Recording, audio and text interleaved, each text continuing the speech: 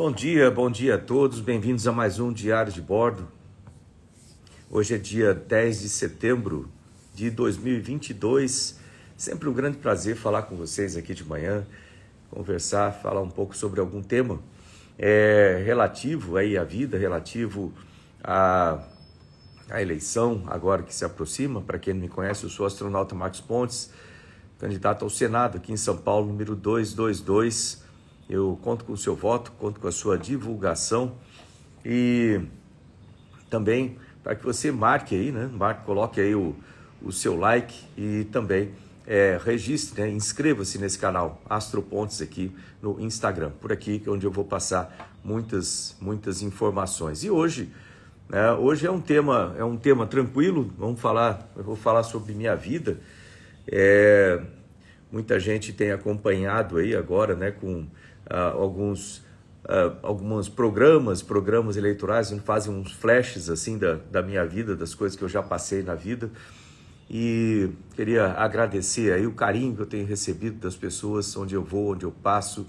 Ontem eu estive em dois lugares, basicamente. Eu fui primeiro lá na região sul da cidade, junto com o Major Meca, o Sargento Ricardo, conversando com pessoas também a respeito de segurança pública. Depois, isso foi mais ou menos na hora do almoço, almocei por lá com o pessoal, nós adesivamos alguns carros também. E depois, à tarde, eu fiz uma visita a alguns amigos, né, do Templo Mormon, né, aqui em São Paulo, e foi muito interessante a visita também. E depois, né, à noite eu tive uma sabatina, foi uma sabatina lá na TV Gazeta, deve estar disponível aí também para quem quiser dar uma procuradinha aí na internet. E hoje esse tema, ele como vamos dizer assim, hoje é tranquilo, vamos contar histórias, né, contar histórias da vida. Eu lembro que quando eu fazia o Diário de Bordo, anteriormente, eu sempre colocava uma sessão de falar, né, a respeito de alguma história da vida relacionada ao tema. E uma coisa que eu sempre falei, né, no Diário de Bordo, e que vamos começar a repetir isso aqui de novo como mantra, é muito importante, né, que é o seguinte: às vezes as pessoas perguntam assim, né, para ser feliz, o que é necessário para ser feliz? Né, o que é necessário para ser feliz? Isso é razão de estudo aí de muitos filósofos ao longo da história da humanidade, né? De onde vem a felicidade, o que é essa tal de felicidade. E um deles tem uma definição bastante interessante, que ele fala assim: olha, só as pessoas boas podem ser felizes. É interessante isso, né? Só as pessoas boas podem ser felizes, porque a felicidade, ela emana de dentro de você, né? Ela não vem de nada de fora. Você pode ter uma série de coisas e não ser feliz, uma série de coisas materiais e não ser feliz. A felicidade, ela emana de dentro de você. Então, e isso principalmente vem da maneira como você vê a vida, da maneira como você encara a vida, como você encara as pessoas. E com isso, acho que a receita interessante da felicidade é que você precisa ajudar outras pessoas. Então, se eu vivia falando isso, então vou começar a repetir novamente aqui, né? Pense coisas boas, faça coisas boas, ajude outras pessoas, né? Se você não tem nada de bom para falar sobre alguém, né, não fale simplesmente sobre aquela pessoa. Se você está chateado com alguma coisa, se você está triste com algum acontecimento, né, a melhor coisa é você fazer coisas boas, ajudar outras pessoas, que dessa forma você, de alguma maneira, né, tudo converge para que você tenha felicidade, tenha sucesso. Então, de novo, pense coisas boas, fale coisas boas, faça coisas boas, né, ajude outras pessoas. Dessa forma, sempre as coisas funcionam para você. E vamos dizer assim, essa minha jornada agora como candidato ao Senado aqui pelo estado de São Paulo, tem muito a ver com isso, né? Eu já realizei muitas coisas na minha vida, muitos sonhos já foram realizados na minha vida. E aí, se você notar, é interessante na vida da gente que no começo, né, os seus sonhos são sempre relacionados com o eu, né? Tipo, eu quero ser piloto né? Eu quero ser piloto de caça depois, eu quero ser engenheiro e assim por diante, sempre relacionado com você. E à medida que você começa a avançar na vida, você casa, você tem uma família, você tem uma responsabilidade com a sua família, você começa a colocar os seus sonhos na direção da família, ou seja, eu quero que meus filhos tenham sucesso, eu quero que meus filhos tenham, eu quero que eles tenham uma vida feliz, uma vida saudável. Você começa a focar, né, os seus sonhos na sua família, né, ou nas pessoas mais próximas da sua família. E à medida que a vida vai seguindo, você tende a colocar os seus sonhos mais com relação a propósitos, né? Eu tenho um propósito de vida que tipo, eu quero usar o meu conhecimento, usar as coisas que eu aprendi, usar a minha experiência profissional, pessoal, para começar a ajudar outras pessoas. E eu estou basicamente nessa fase da minha vida, estou perto de 60 anos, completo 60 anos agora em março do ano que vem. E nesse momento da minha vida, o meu foco é como que eu posso ajudar outras pessoas a terem sucesso, como que eu posso ajudar aquele garoto que está lá na rua ou está lá na periferia, como eu era, né, para que ele ou ela tenha sucesso. Como é que eu posso ajudar, né, o meu estado, por exemplo, o estado de São Paulo, agora como candidato a senador, obviamente isso dá um foco muito grande, a ter sucesso como um todo, né, ou como ministro, como é que eu podia ajudar, né, o Brasil a ter uma melhor ciência e tecnologia. Então, a vida da gente vai evoluindo, né? E nessa fase da minha vida, eu penso mais nesse sentido de poder ajudar as outras pessoas. Eu acho que isso aí é da maneira correta, eu acho que como que deve ser, e para mim é muito bom, né, poder participar dessa vida e poder contribuir com as coisas, né? Poder contribuir com o meu trabalho, contribuir com o meu conhecimento para que outras pessoas também tenham sucesso. De repente, isso é o significado da vida, no final das contas, acaba sendo isso, né? E então, eu vou começar essa história, né, hoje aqui, falar desde o tempo lá de Bauru, mas antes disso aí, eu queria falar de uma outra pessoa. É interessante, né? Falar de uma outra pessoa que é um amigo meu,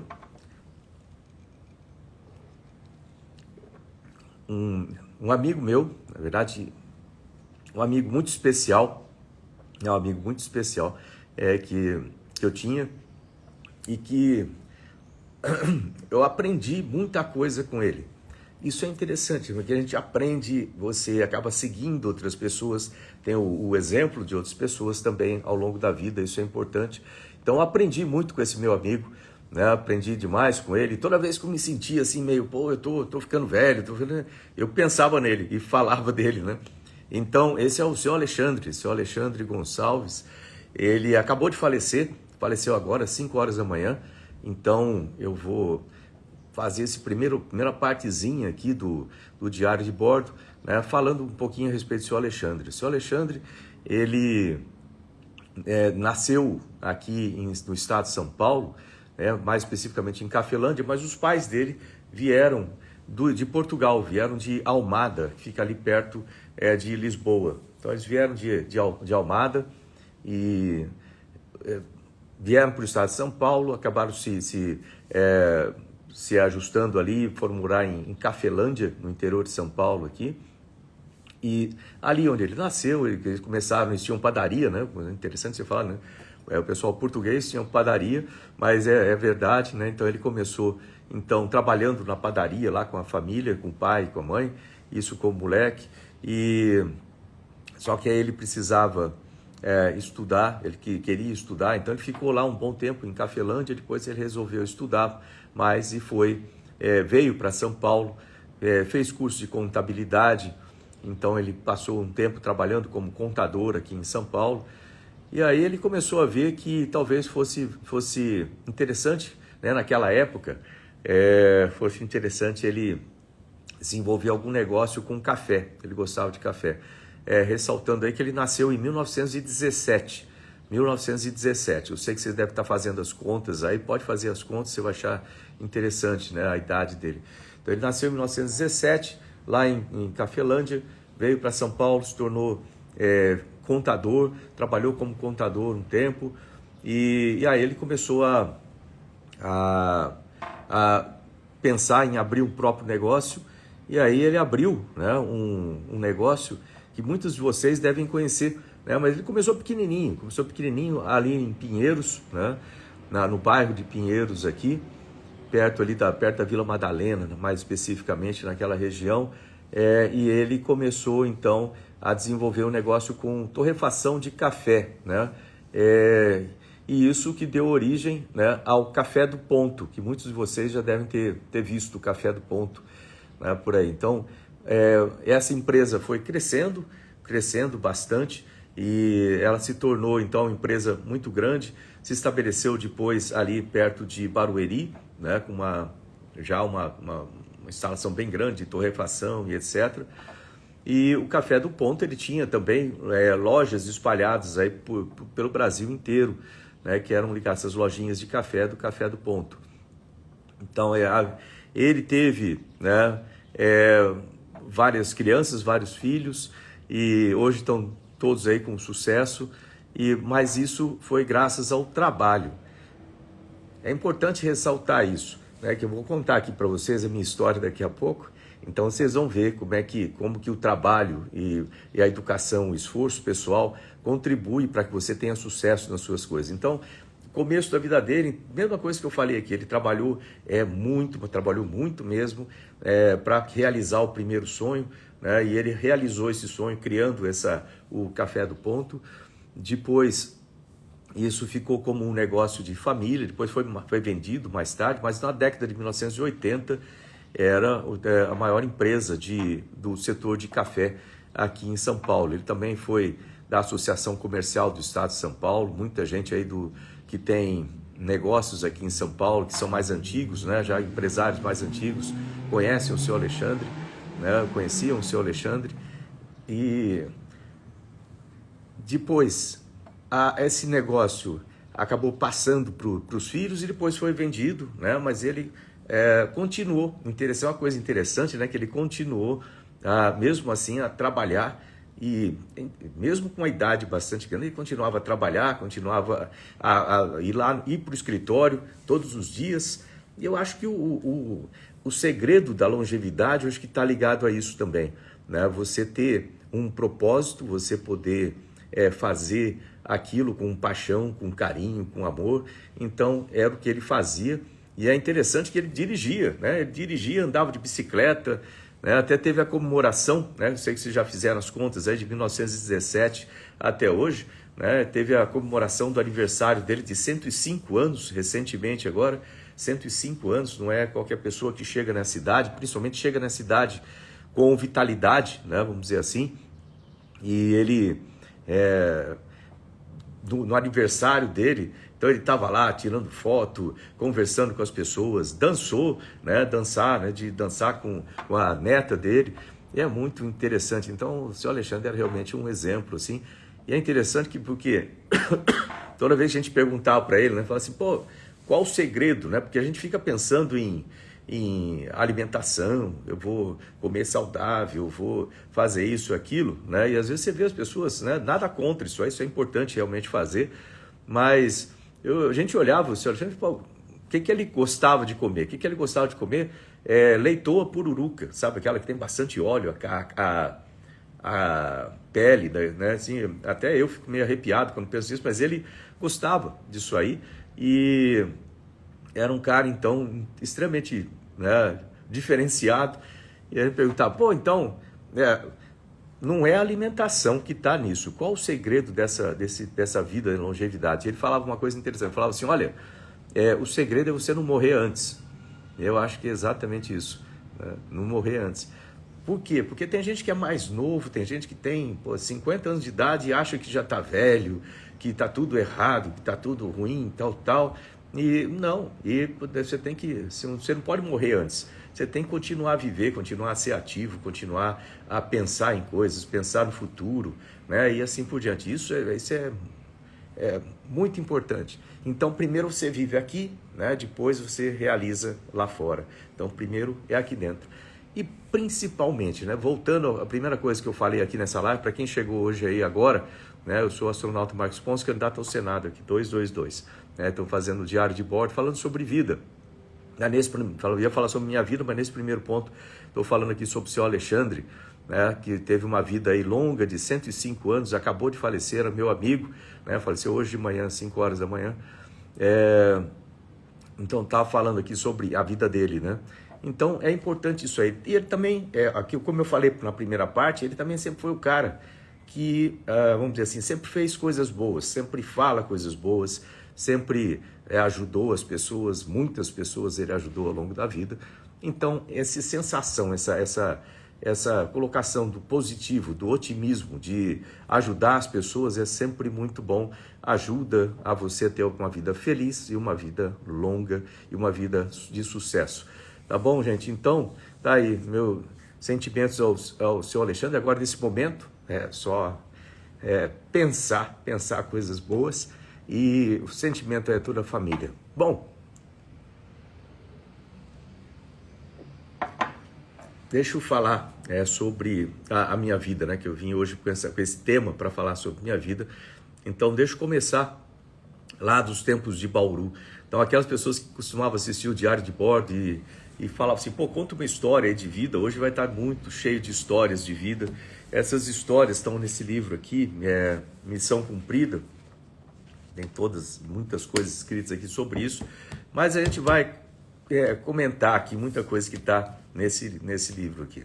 Então a vida começou, para mim, começou lá em Bauru, interior de São Paulo, né, interior de São Paulo aqui, e esse comecinho ali foi bastante interessante, porque eu falo bastante disso para poder justamente motivar jovens, né, para que eles tenham sucesso também. Aliás, outro dia, deixa eu fazer um comentário, quando se participa de eleição, é uma coisa interessante, porque você tem os concorrentes, né, que são aqui, eu não gosto de chamar de adversários, não gosto de chamar de inimigo, de forma nenhuma, eu sempre chamo de concorrentes, né, os concorrentes, né, a esse cargo, né, essa função, não é um cargo, eu não vejo isso aí como um cargo, essa missão, né, para o Brasil de ser senador. Então, um dos meus concorrentes, né, falou assim, puxa, mas esse cara só fala, numa das entrevistas, esse cara só fala do passado, né? Ele só fala do passado, né, aqui na coisa. Então, é interessante você ver, eu acabei de falar isso, né? Se você quer ter sucesso, quer ser feliz, fale coisas boas, pense coisas boas, faça coisas boas, ajude as outras pessoas. Se você não tiver nada de bom de falar da pessoa, evite falar, porque isso acaba funcionando ao contrário, né, para a pessoa. Quando você fala coisas boas e ajuda outras pessoas, tudo concorre positivamente para você. Quando você tenta prejudicar outras pessoas, ou ficar inventando mentiras, ou ficar tentando denegrir a imagem de outras pessoas, isso só depõe contra a própria pessoa ali que está falando essas coisas erradas, né? E a gente vê isso aí porque as pessoas, de forma geral, não se aderem ou não se espelham em pessoas negativas. Ninguém quer se espelhar em pessoas negativas, pessoas que vivem querendo caluniar ou falar bobagem a respeito das outras. E então é triste você ver isso, porque isso é uma demonstração de pouco desenvolvimento pessoal, vamos chamar desse ponto assim, né?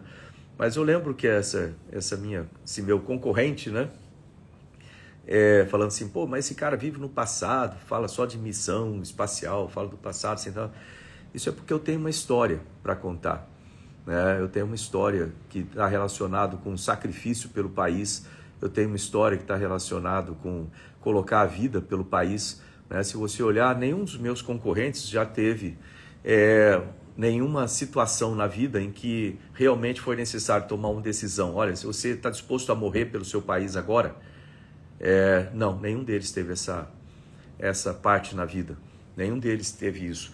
Eu duvido que se tenha aí um combate, Deus o livre, aqui num país como esse, nosso, que vive em paz, mas vamos supor que entre numa guerra, eu sou da reserva da Força Aérea Brasileira, eu vou ser chamado, e com muita honra e com muito orgulho, eu vou representar o país, eu vou entrar num avião disposto a morrer para defender o país e defender, quando você defende o país, defender as pessoas que estão no país, defender cada uma das pessoas com a minha vida lá dentro de um avião, né, para isso, de um avião de combate. Eu posso morrer, mas eu estou defendendo aqui as pessoas, cada um de vocês, inclusive as pessoas que falam mal de mim, né? Eu vou defender cada um deles. Você vai falar, pô, isso aí parece loucura fazer isso. Não, não é loucura, isso aí é defender o seu país. Eu fui treinado para isso, eu jurei, né, quando eu fui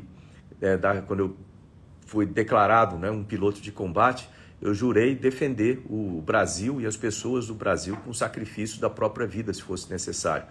Eu não vejo nenhum dos meus concorrentes nem ser, obviamente, nenhum deles é qualificado para esse tipo de ação, para pegar um avião de caça, por exemplo, e decolar, para fazer isso, e eu não vejo neles também nenhuma atitude nesse sentido. As pessoas falam muito, falar é muito fácil.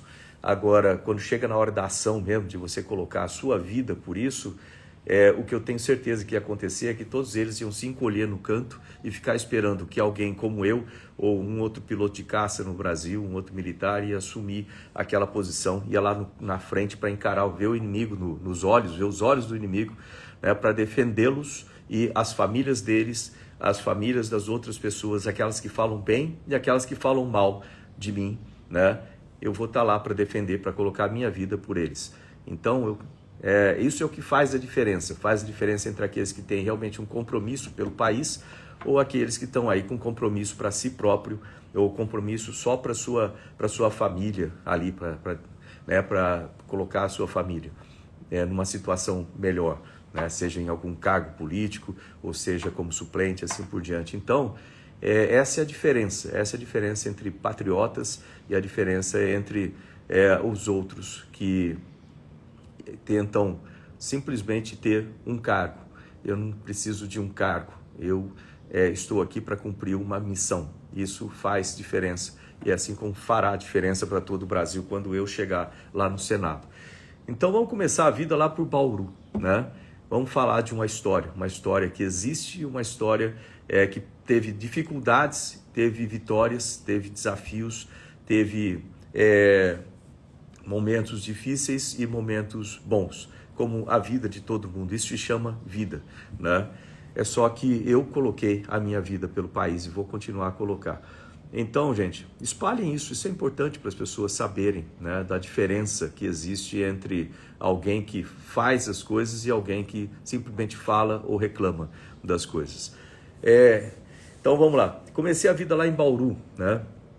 Bauru, interior de São Paulo, aqui. Eu nasci na Bela Vista, para quem conhece Bauru, mais exatamente na rua Comendador Leite, 123. Ali era uma casinha pequena, né? E naquela época, a Bela Vista era bem periferia, embora seja perto do centro, mas naquela época as ruas eram de terra, não tinha uma praça ali onde hoje é a Praça da Bíblia, não tinha aquele urbanismo, nada, não tinha nada daquilo, era só mato ali. Não tinha Avenida Nuno de Assis, ali era o rio, simplesmente Ribeirão das Flores, ou Ribeirão Bauru, né, que via alagando aquela área toda lá. Não tinha o viaduto da 13 de maio, ou seja, ali era periferia e eu nasci ali na Bela Vista.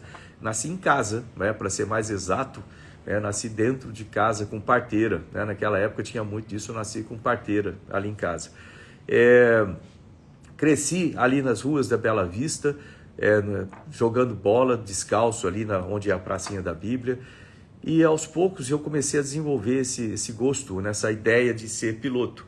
Então eu ia muito no aeroclube da cidade, ficava lá próximo dos pilotos, conversava com eles, via os aviões decolarem, aquilo era o meu sonho. Afinal de contas, quando você tem um sonho, você tem que ficar perto dos seus sonhos, você tem que ficar perto das pessoas que representam aquele sonho. Então eu conversava com os pilotos, ajudava a empurrar planador, limpar a asa de planador, ajudava os mecânicos ali de avião, né? Pegava ferramenta para eles e assim por diante, para estar próximo da aviação. Mas eu não tinha dinheiro para pagar a hora de voo, né? Certamente eu não tinha. No lugar onde eu costumava ficar na cerca ali assistindo os aviões, né? Há vários anos, eu não lembro exatamente quando foi construída uma estátua em minha homenagem ali que chama do sonho ao espaço, né? E é interessante porque é justamente isso, é ali naquele lugar que eu ficava grudado na cerca vendo os aviões, né, que eu espero que isso motive muitos jovens aí, da periferia principalmente, para que eles tenham também a certeza de que é possível realizar os seus sonhos, né? Então, como eu não tinha dinheiro para voar ali no aeroclube, os pilotos do aeroclube falaram assim para mim, pô, vai para a Força Aérea, na Força Aérea você pode voar, você pode ter uma carreira e tudo mais. E para mim, eu queria voar, né? Eu queria voar, e eu falei, pô, ok, como é que eu faço para entrar na Força Aérea? Aí eu tinha um tio Canova, ele era sargento da Força Aérea, e eu pedi para ele, pô, tio, manda aí para mim algumas coisas para eu entender como é que faz para entrar. E aí ele mandou os prospectos, né? Eu lembro que quando eu tinha 14 anos, eu ficava olhando aqueles flyers, né, da Escola Preparatória de Cadetes do Ar. Eu olhava naqueles flyers, tudo, e ficava vendo os alunos, né, lá da EPICAR, né, tinha as fotos deles fazendo educação física, depois no rancho, com uniforme. Então eu sonhava com aquilo, literalmente eu sonhava com aquilo, mas eu fui estudar, né, para fazer a prova da EPICAR, mas eu estudei por conta e eu não tinha lá muita metodologia para estudar. E eu vim aqui para São Paulo, fui fazer a prova, né? Tinha até ali, era no ginásio do Ibirapuera, aí aquela fila grande, e eu sou baixinho, né? Às vezes quando o pessoal me encontra, eu falo assim, nossa, eu esperava que você fosse altão. O pessoal tem essas ilusões assim de filme de Hollywood, né? Que os heróis, que as pessoas são altos e loiros, de olho azul, coisa assim do tipo, né? Não, eu sou baixinho, e ainda bem, porque para ser piloto de caça tem que ser baixinho. Mas eu lembro que eu estava na fila, né, para entrar no Ibirapuera, aí na minha frente, por coincidência, tinha um cara alto, devia ter 1,90 m. Atrás de mim tinha um cara mais alto que aquele lá, né, sei lá, uns 2 metros de altura. Um deles era do exército, estava com aquela farda verde-oliva ali. E eu ficava, tipo assim, meu nível do olho dava mais ou menos nos rins do cara da frente, né, no meio das costas ali. E aí tinha as várias filas, e eu olhei assim, né, na fila do lado, né, tinha um cara com um monte de livro embaixo do braço, né, com um jeitão assim de quem estudava pra caramba, tal, né? E aí ele olhou assim, ele estava interessante conversando com outra pessoa e falando assim, pô, aquele lá não vai passar porque usa óculos, aquele outro lá não vai passar porque, sei lá, é muito gordo, aquele outro não vai passar por causa disso. Ele estava fazendo um pré-julgamento ali dos candidatos que estavam naquela hora. E aí quando ele virou pro meu lado, ele falou pro cara, pô, aquele ali não vai passar porque ele é anão. Porque ficava os dois, né, grandão, e eu ali no meio, parecia realmente assim na coisa. Mas faz parte, as pessoas fazem esse pré-julgamento assim das coisas, né? Mas aí, o que não significa absolutamente nada. Eu estou falando isso porque muitos dos jovens aí que pensam em fazer alguma coisa, é normal, né? É normal na adolescência você achar um monte de defeito em você mesmo, né? É comum, você está se conhecendo, você tem muitos hormônios circulando aí no corpo ainda, e é normal você ter esses conflitos emocionais na adolescência, e muitas vezes se voltam contra você. Então, um recado aqui para os jovens: não se deixe levar pela opinião ruim das outras pessoas, né? Ou por alguma crença que você acaba se desenvolvendo, fala que você não é capaz de fazer alguma coisa. Então, eu vou dizer aqui, olhando para você, jovem aí, você tem talento, você tem muito talento, você pode ser tudo o que você quiser. Eu vou falar um pouquinho mais sobre isso aí daqui a pouco. E aí eu fui fazer aquela prova da EPICAR, eu tinha 14 anos, fui lá no Ibirapuera, fiz a prova toda, né? Achei difícil a prova, né? Eu tinha estudado por conta também, e saiu o resultado, não passei. Então não fui aprovado lá para EPICAR. E é assim na vida da gente. A questão é o que você vai fazer depois que você tem um revés, assim, que você esperava passar, você esperava uma coisa e aquilo não aconteceu. Então eu fiquei muito chateado, logicamente, de não ter passado, mas eu falei, vou dar continuidade na minha vida aqui, e essa é a parte importante, você sempre continuar a fazer as coisas na direção do seu sonho, né? Então eu resolvi fazer o colégio por fora, né? Fazer lá em Bauru, e o que eu tinha então era o seguinte: qual que era a minha situação? Eu tinha vontade de ser piloto, eu falava com os pilotos e eu não tinha vamos dizer assim, dinheiro para fazer hora de voo, como piloto civil. Me indicaram entrar na Força Aérea, eu fiz primeiro a prova da EPICAR, não passei, E muitos desistem quando encontram isso. Então, vou dizer uma coisa para vocês, não desistam do seu sonho. E eu continuei. E como é que eu continuei? Eu tinha que trabalhar para ajudar em casa também, né? Então, eu lembro que quando eu tinha uns 10 anos de idade, eu começava a ir na feira, lá de Bauru, na Feira Livre, e passava o final de semana ali, né, no horário da feira, ajudando os feirantes a carregar caixa, descarregar caminhão ou carroça. Tinha muita carroça naquele tempo, descarregar a carroça com cavalo, essas coisas, né? Descarregar a carroça, colocar as coisas, tirar depois, recolher e assim vai. Então, com isso, eles me pagavam um troquinho ali, mas logicamente isso não era carteira assinada. Quando eu tinha 14 anos, eu consegui meu primeiro emprego de carteira assinada. Como é que funcionava isso? Eu consegui entrar num curso do Senai. Aliás, o pessoal pergunta por que eu tenho tanto apreço pelo Senai, pelo Sistema S como um todo. Eu lembro que quando começaram a falar em cortar recursos do Sistema S, eu já era ministro, eu bati de frente ali com isso para que não fosse cortado recursos do Sistema S. Aliás, um abraço aí a todos do nosso Sistema S aqui em São Paulo, né? Contem comigo lá no Senado para ser um defensor do Sistema S. Eu conto com vocês aqui também, né, para colocar um ex-aluno lá, né, no Senado. Eu então estudei no SESI e depois estava lá, quando eu fiz 14 anos, eu consegui uma vaga, né, lá no Senai, que era a Escola Engenheiro Aurélio Biapina, que ficava dentro da rede ferroviária federal, lá em Bauru, que tinha na época.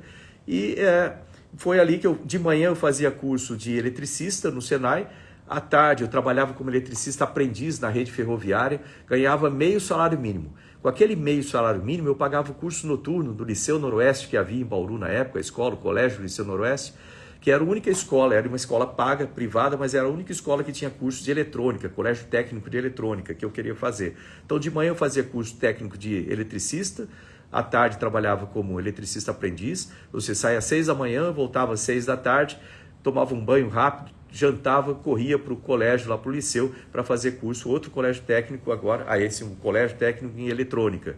E foi assim que eu fiz o ensino médio, voltava para casa cerca de meia-noite. Você deve estar perguntando, eu não tinha nem tempo nem dinheiro para fazer cursinho, obviamente.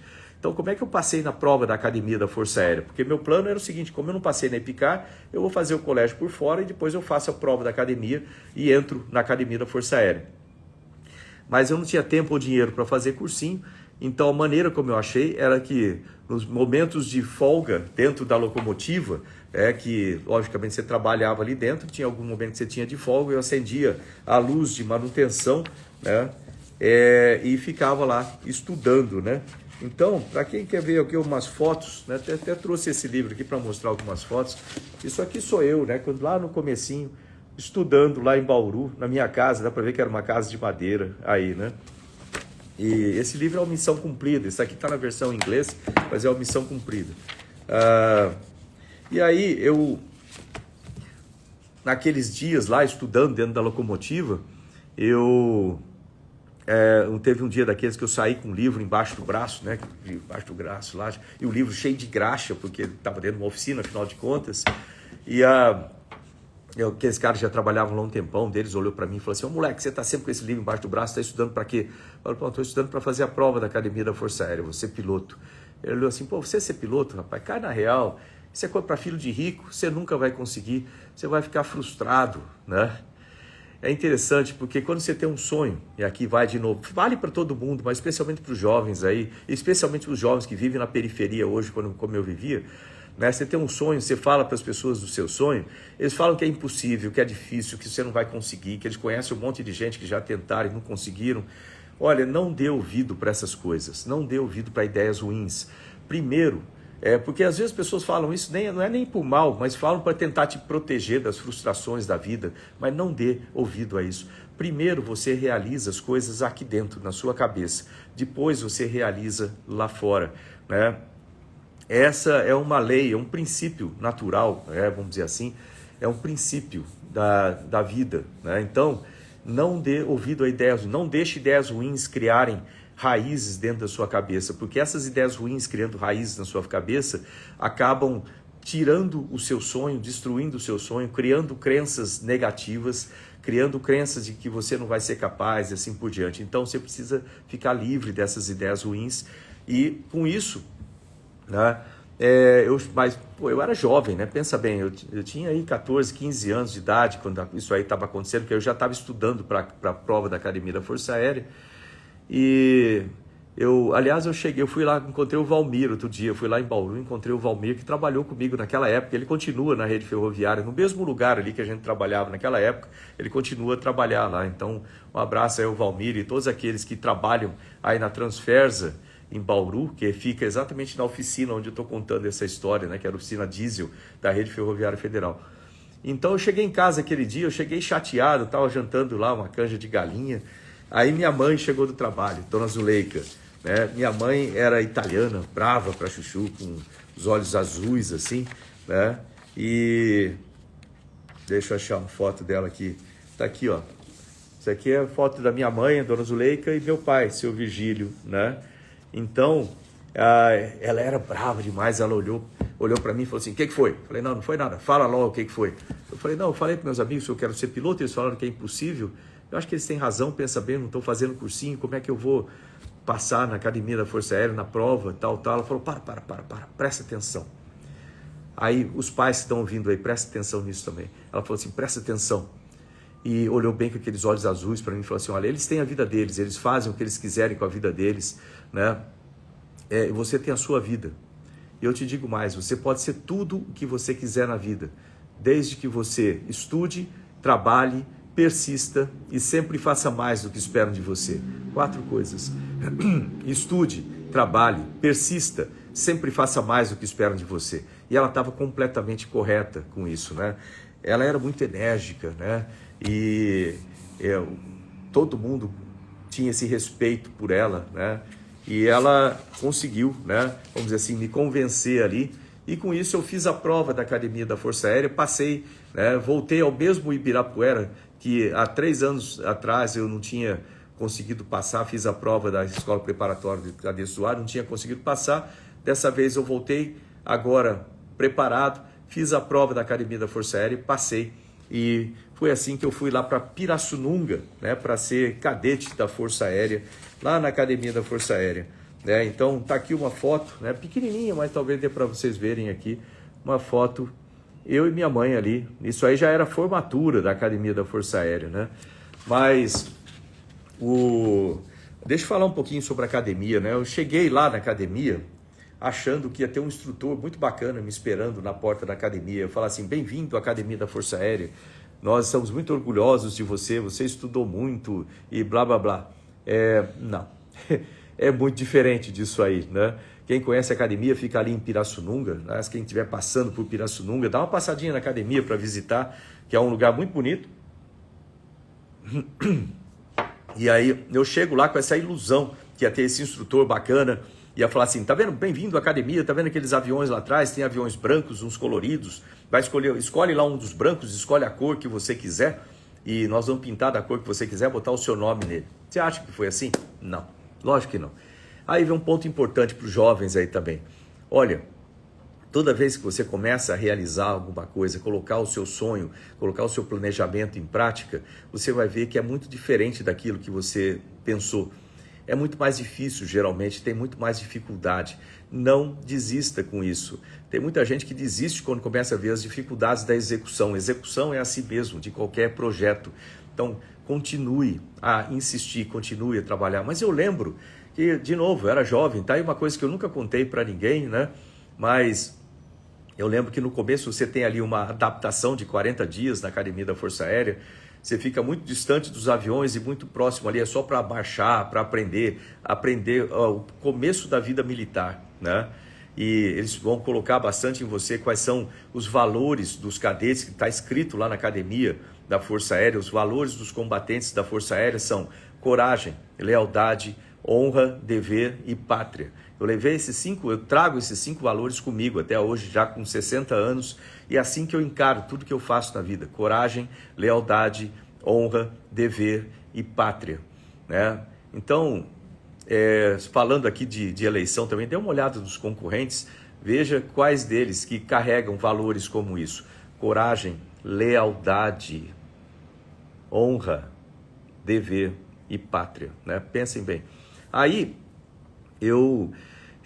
no meio ali, né, no começo, no primeiro ano de Academia da Força Aérea, estava lá no alojamento, era muito comum tocar a corneta, tipo 2 horas da manhã, no alojamento você tinha que descer correndo, colocar ali, pegar um fuzil, um HK, né, junto com o seu pelotão, com o uniforme, aquele uniforme, o 10º uniforme, que é aquele uniforme verde camuflado, e a gente ia correr lá pelos matos ali próximo da Academia da Força Aérea. A Academia da Força Aérea fica perto do Rio Mogi, né? E eu lembro que naquele tempo lá, teve um dia daqueles, estava frio demais, um dia daqueles lá, eu estava com o meu pelotão, perto do rio, literalmente dentro da lama, naquelas poças que formam, assim, aqueles lagos que formam perto do rio, aquelas entradas. Eu estava ali dentro da lama pelo peito, assim, eu e meus companheiros, éramos em 7 ali, né, naquele pelotão, naquele dia lá, naquela noite lá, e frio pra caramba, e aí eu olhava para a cara de cada um deles, assim, todo mundo pé da vida, todo mundo chateado, aquele pessimismo ali. É mais ou menos como a gente vê o nosso país muitas vezes, como a imprensa muitas vezes cria a respeito do nosso país. Ontem eu conversei com um jovem ali na Paulista, me deu assim uma sensação, uma tristeza grande, porque você vê muitos jovens, infelizmente, levados pelo canto da sereia do comunismo, do socialismo, de partidos dessa área, e que acham que isso é a solução do planeta, ou a solução do país. Mas você vê que esses jovens deveriam pensar com lógica, estão no nível de universidade, deveriam já ter desenvolvido uma metodologia científica, desenvolvido uma lógica de raciocínio. E eu conversando assim com esse jovem, eu fiquei muito triste, porque você via que era uma pessoa fechada, triste, com medo, como se o país estivesse horrível, como se nunca tivesse chance. A pessoa esquece de ver o país que nós estamos aqui, a capacidade que nós temos no país, né? E que depende justamente desses jovens desenvolverem tudo isso aqui no país. Nós estamos aqui para ajudar a fazer isso, mas você vê assim quanto que a massificação de ideias ruins, de notícias ruins pela imprensa, a massificação de ideologias falidas em cima, causa uma juventude sem brilho, uma juventude sem sonhos, uma juventude sem capacidade de pensar por si próprio, né? Como se tivesse tido uma lavagem cerebral, alguma coisa parecida, que não consegue enxergar as coisas mais básicas, né, e lógicas da vida. Mas esse pessimismo todo eu sentia naquele momento que eu estava ali, né, naquele laguinho assim de lama, um frio, e eu estava quase entrando nesse ritmo, vamos chamar assim, nessa ideia, nesse clima negativo, quando eu fui olhar para cima, né, para dar um suspiro assim, e eu vi aquele céu estrelado, bonito. O que eu lembrei naquele momento foi lá de trás em Bauru, quando eu deitava no telhado da minha casa de madeira, que tinha uma parte que era baixinha, assim, eu deitava lá e ficava vendo as estrelas à noite, sonhando em ser piloto, sonhando em ser astronauta, quem sabe. E o que passou na minha cabeça naquele momento foi exatamente isso. Assim, olha, pode ser que eu esteja aqui na Academia da Força Aérea e que ela não seja nada daquilo que eu sonhei, com ter aquele instrutor bacana, para ter um avião só para mim, eu que ia começar a voar no primeiro ano. Pode ser que está aqui dentro desse lago, aqui dessa lama, né, de frio, e com as pessoas todas aqui, seja completamente diferente daquilo que eu sonhei. Mas o meu sonho continua a brilhar lá em cima, exatamente da mesma forma que ele brilhava lá em Bauru. O que a gente tem que pensar com isso é o seguinte: vai vencer, gente. Não é aquela pessoa que, no meio da dificuldade, compartilha o mal-estar, compartilha o pessimismo com as outras pessoas, compartilha, né, a pobreza de espírito, vamos dizer assim, né? E vai vencer nesse momento, né, que da dificuldade, vai vencer aquela pessoa que olha e percebe que o seu sonho continua a brilhar lá, e que a única maneira de você atingir o seu sonho é continuar a lutar, continuar a persistir, né? E foi isso que eu fiz. E a Academia da Força Aérea, ela passa rápido depois que você passa, lógico, são 4 anos ali, e Durante a academia eu fiz curso de administração pública, que todos os oficiais precisam fazer, porque afinal de contas, sendo oficial da Força Aérea, você vai ter que comandar esquadrões, você vai ter que comandar departamentos, seções, você tem que saber administração pública, então você faz curso de administração pública e faz curso também, no meu caso como piloto, né, curso de pilotagem e de ciências aeronáuticas. Aí me formei na Academia da Força Aérea, né, em dezembro de 1984, recebi ali minha espada de oficial da Força Aérea, das mãos da dona Zuleika, da minha mãe. Então, de novo, está aqui a foto para vocês verem, nesse dia que eu recebi, né? Aliás, esse é o dia da espada. Foi quando eu recebi a espada ali de aspirante oficial da Força Aérea, e de lá eu fui para Natal, no Rio Grande do Norte, para fazer curso de aviação de caça, né? Então, a gente voava aviões como esse aqui, ó, Chavante, está aí, ó, lá em Natal, né? O segundo, o quinto grupo de aviação. Entraram na minha turma, na Academia da Força Aérea, entraram 242 cadetes. Então, durante o curso, nós temos 3 armas na Força Aérea. Aviador, intendente, que cuida de administração, né? E o infante, que cuida de guarda, vamos chamar assim. Então, da minha turma entraram 242, né? E se formaram 122 aviadores. O restante, né, no total de 180 e poucos, né? Então, cerca de 60 foram desligados ao longo da Academia da Força Aérea. Alguns, infelizmente, faleceram com acidentes, né? Acidente de aviação e outros tipos de acidente. Então, alguns faleceram, cerca de 60 foram desligados e 122 se formaram como aviadores. E eu lembro que há 3 dias da minha formatura, né, um deles, eu falei de falecer, eu lembrei disso aqui, 3 dias da minha formatura, eu tinha o último voo a fazer de T-25, e era um voo solo, fazer um circuito de navegação no estado de São Paulo, e junto comigo naquele dia também estava o Licenco da minha turma, que também faria um voo do mesmo tipo, né, com outro avião. Solo significa que vai sozinho no avião. Então, eu lembro quando eu cheguei no hangar lá de Pirassununga, ali para pegar o avião, qual seria o avião, ele já estava com os dois relatórios, que você tem que preencher depois o relatório do avião, relatório de manutenção, e estava com os 2 na mão. E falou assim, qual deles você quer? Né? Tinha, se eu não me engano, vou chutar aqui os números, mas era algo assim, 1884, 1848, era muito parecido, não? Aí eu falei assim, eu quero esse daqui, qualquer um, tá bom. Peguei um e fui lá, fiz lá os cheques no avião, decolei, fiz a minha missão, voltei.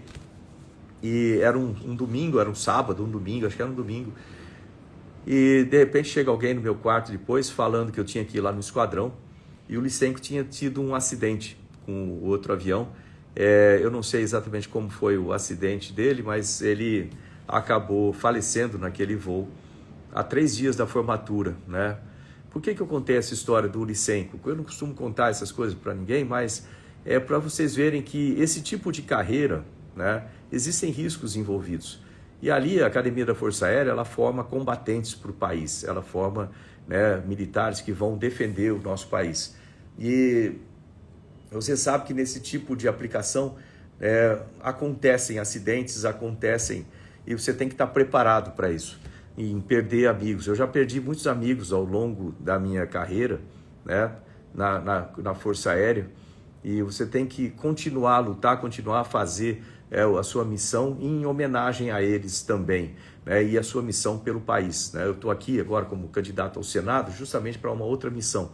E como eu falei no começo dessa apresentação, né, dessa live, que está ficando meio longa, mas como eu falei no começo dessa live, eu talvez seja o único, talvez não, com certeza sou o único concorrente aí a essa vaga no Senado. Só tem uma vaga aqui em São Paulo que realmente já colocou e coloca a sua vida pelo país, literalmente, né? Os outros a gente ouve assim falar muito, fala bastante coisa, falar é muito fácil. A hora que você senta num avião e coloca a sua vida, fala assim, olha, a partir daqui, a partir desse momento que eu vou dar a partida, eu vou decolar para defender o nosso país, ou defender as nossas pessoas do país, nossas crianças, velhos, todas as pessoas,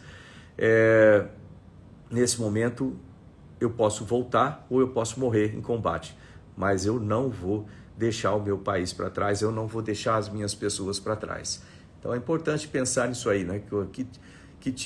eu duvido que alguns dos meus concorrentes tivessem essa coragem de fazer isso pelo país, realmente. Então, dá para ter a noção do que eu estou falando em ir lá para o Senado e defender o Estado de São Paulo, defender as pessoas do Estado de São Paulo. Eu sempre fiz isso pelo país e agora estou fazendo pelo Estado de São Paulo com a minha vida, né? Eu duvido que os outros tenham esse mesmo comprometimento. Geralmente essas pessoas que falam muito, na hora do pega para capar, vamos chamar assim, as pessoas vão para trás e esperam que alguém faça o seu trabalho, que alguém coloque a vida para defendê-las, né? E eu vou fazer isso. Então não tenha dúvida, por qualquer pessoa, inclusive concorrentes, isso aí não importa. Eu estou aqui para defender o país. Bom, aquele dia foi um dia muito triste, né? Quando o Lysenko partiu lá naquela missão e não voltou mais, mas eu aprendi uma lição grande ali também, né? Que era esse tipo de carreira que eu estava enfrentando. E eu lembro que no começo da academia, minha mãe, né? Os primeiros 40 dias ali, quando eu fui para casa pela primeira vez, eu falei para ela: mãe, pô, é completamente diferente do que eu imaginava, né? Só tem ali a parte de baixar, essa parte toda. Eu não consegui nem chegar perto de um avião ainda. E aí, aqui, você imagina, né? Começo de academia, você rala muito, o pessoal grita muito na sua orelha, tal, justamente para te testar, justamente para te colocar: olha, você não veio aqui para passar férias, isso aqui não é uma faculdade comum, né, assim na coisa, isso aqui é para formar combatente para a Força Aérea. Então eles vão te massacrar mesmo no começo. E eu falei isso para ela. Aí, só para você ter uma ideia como que era a Dona Zuleika, ela olhou bem para mim e falou assim: escuta, o que você esperava encontrar lá? Eu falei: não, eu esperava voar, eu esperava fazer isso. Ela falou assim: não, você não está indo lá só para ser piloto, você está indo para ser um combatente da Força Aérea. Você está indo para ser combatente, você está indo para defender o país. E você acha que se você for um militar, piloto, se você cair, por exemplo, do lado inimigo, você acha que eles vão te tratar bem? Então é bom você começar a acostumar com isso, que eu não coloquei você aqui para ser covarde. Então você vai lá e você vai fazer o que precisa ser feito. É assim que era a Dona Zuleika, né? E eu fui lá e terminei a Academia da Força Aérea depois, né? Fiz todos os 4 anos, terminei a academia, fui para Natal, no Rio Grande do Norte, para fazer curso de aviação de caça, aquele cara que voa aqui na ala da aviação de caça.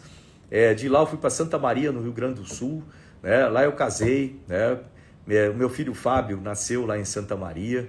E deixa eu mostrar aqui uma foto, né, da época lá de Santa Maria, para vocês também. E ali eu lembro como tenente, né? Você fala assim: pô, eu já era piloto, pensa bem, eu já era piloto de caça, eu me formei como líder de aviação de caça, eu podia liderar 4 aviões, a vida acalmou, vamos dizer assim. Eu já era, então, oficial responsável pela segurança de voo lá em 1987, né, quando eu fiz o curso no CENIPA, né? E o Fábio nasceu lá, tá aqui, ó, para quem viu, isso aqui, nessa época lá, né, a Fátima ali, minha mulher, o Fábio e eu, né? E tá aqui outra foto do Fábio aqui, pequenininho lá também, em Santa Maria, né? Era frio para chuchu e foi um tempo interessante da minha vida ali, porque trabalhei muito, aprendi muita coisa como piloto, eu lembro de muitas madrugadas, né, de ter que decolava com o Chavante. Chavante era um avião antigo com monomotor. Naquela época ele estava tendo problema de rolamento. O Chavante é esse daqui, ó. Ele estava tendo problemas de rolamento no motor. Ele tem um motor só e os rolamentos estavam falhando e costumava parar o motor em voo. Então depois a gente corrigiu esse problema, mas demorou algum tempo, né? Muitos aviões apagavam o motor, você tinha que achar um jeito de pousar ou ejetar. E a gente fazia missão sobre o mar a 200 milhas, né, junto com a Marinha, noturno, a baixa altura. E Santa Maria muda muito o tempo, né? Então, quantas vezes decolar de madrugada lá de Santa Maria, um tempo fechado, né, com aquele avião antigo, e para atender as missões do Condabra, né, enquanto estava todo mundo dormindo tranquilo em Santa Maria ou no Brasil, a gente estava lá como piloto de combate, né, no meio da tempestade, decolando para atender o comando de defesa aérea, né? Porque tinha algum avião entrando, algum avião passando pela nossa fronteira lá do sul, e você tinha que ir lá investigar. Então aí um abraço e uma minha consideração, meu respeito a todos os pilotos. É importante, todos os nossos pilotos de caça aí servindo no Brasil inteiro. Então, muito respeito aí com o trabalho de vocês. Eu já fiz essa parte, eu estava lá, então eu lembro que decolando assim no meio daquela tempestade, e você com o filho no berço lá em casa, aí o pessoal pergunta assim, pô, mas você fazia isso porque o salário era muito bom? Não, o salário de tenente não é um salário alto, certamente, e muito pelo contrário, eu fazia isso por causa da bandeira do Brasil. Então, voando no macacão da Força Aérea, você tem uma bandeira do Brasil aqui assim, e eu fazia isso por causa da bandeira do Brasil, era colocar a vida pelo Brasil. De novo, né? Estou falando essa parte para ficar bem claro isso aí, que existe uma diferença entre as pessoas que colocam sua vida, que faz acontecer e que tem uma história para contar com isso, de pessoas que vivem falando bobagem, né? Criticando os outros e sem nunca ter feito algo da vez, sem nunca ter coragem de fazer mesmo no futuro. Se estourar uma guerra aí que o Brasil vai ter que entrar, né? Eu que sou da reserva da Força Aérea, e não estou aposentado ainda, eu vou aposentar quando tiver 66 anos, que aí eu vou para ser reformado, mas por enquanto eu sou da reserva da Força Aérea, então estou na Força Aérea, e se tiver um combate, né, eu vou estar lá, né, para defender o país, defender todas as pessoas, porque elas que falam bem de mim, e as pessoas que falam mal também, eu vou estar lá colocando a minha vida por cada uma delas. É isso que a gente faz como combatente, né? E os outros, quem fala mal, só sabe falar e não tem a capacidade ou coragem de colocar a sua vida para valer ali. Bom, o tempo passou lá em Santa Maria e aí eu resolvi estudar mais. Aí eu falei com o comandante, que era o Coronel Paulo César lá na época, eu falei, pô, Coronel, eu quero fazer um curso. Ele, pô, uns cursos de quê? É o curso de engenharia. Pô, engenharia? Bom, você já é piloto de caça, eu vou te mandar para voar o Mirage lá em Anápolis, né? Avião supersônico. Você é casado, você tem filho, você quer fazer curso de engenharia para quê? Eu falo, eu quero ampliar meus horizontes de carreira. Então vai a dica aí para os jovens, se você quiser ter mais oportunidades na vida, a maneira como você vai conseguir fazer isso é estudar mais, ter mais conhecimento, né? Saber mais das coisas. E foi assim que eu falei com ele, falei, pô, você quer fazer aonde? Eu quero fazer lá no ITA, Instituto Tecnológico de Aeronáutica, em São José dos Campos. Ele falou assim, pô, que é isso? Você não vai conseguir passar lá na prova, é muito difícil, só tem gênio, blá, blá, blá. Eu falei, pô, de novo, aquele mesmo papo para tentar te tirar do seu sonho. Não por mal, mas para tentar te proteger de frustração. Eu falei, Coronel, pô, eu posso tentar fazer a prova lá? Pode. Ele falou, pode, vai lá, faz o vestibular, se você passar, você entra. O vestibular do ITA é difícil de fazer, é chato mesmo. Fui lá, estudei por conta, logicamente eu tinha que trabalhar e estudar ao mesmo tempo, então quantas vezes eu estava de madrugada estudando, de manhã acordava algumas horas depois para poder ir lá trabalhar, né, no esquadrão. Né? E foi assim que eu fiz lá a prova do ITA, passei no vestibular do ITA, entrei para a engenharia aeronáutica, e aí fiz a engenharia aeronáutica e somei, né, duas coisas. Eu estava percebendo naquela época que tinha o seguinte, você tem que estar varrendo o mercado, vamos dizer assim, o tempo todo, para ver onde que a sua qualificação te coloca, né? Ou onde você precisa de mais qualificação para entrar em algum lugar ou para criar uma oportunidade que você quer criar na vida. E eu notei que lá no CTA, né, hoje chamado DCTA, em São José dos Campos, onde fica o ITA, lá tinha divisão de ensaios em voo, onde são feitos os testes dos aviões da Força Aérea, e lá tinha o piloto e o piloto de testes de aviões e o engenheiro de testes de aviões. Não tinha nenhum que era piloto e engenheiro do mesmo corpo. Falou, bom, tá aí uma coisa, eu vou pegar a minha engenharia do ITA, somar com a minha carreira de piloto de caça e vou falar para fazer a prova e entrar para ser piloto de testes no Brasil. Na época eu era o único piloto de testes que era piloto e engenheiro ao mesmo tempo. Hoje em dia tem vários, né? Hoje em dia tem vários que são, né, as duas coisas. E isso é importante porque, você vê, eu abri caminho aí para o pessoal, né? E isso é muito, muito bacana de se ver, né?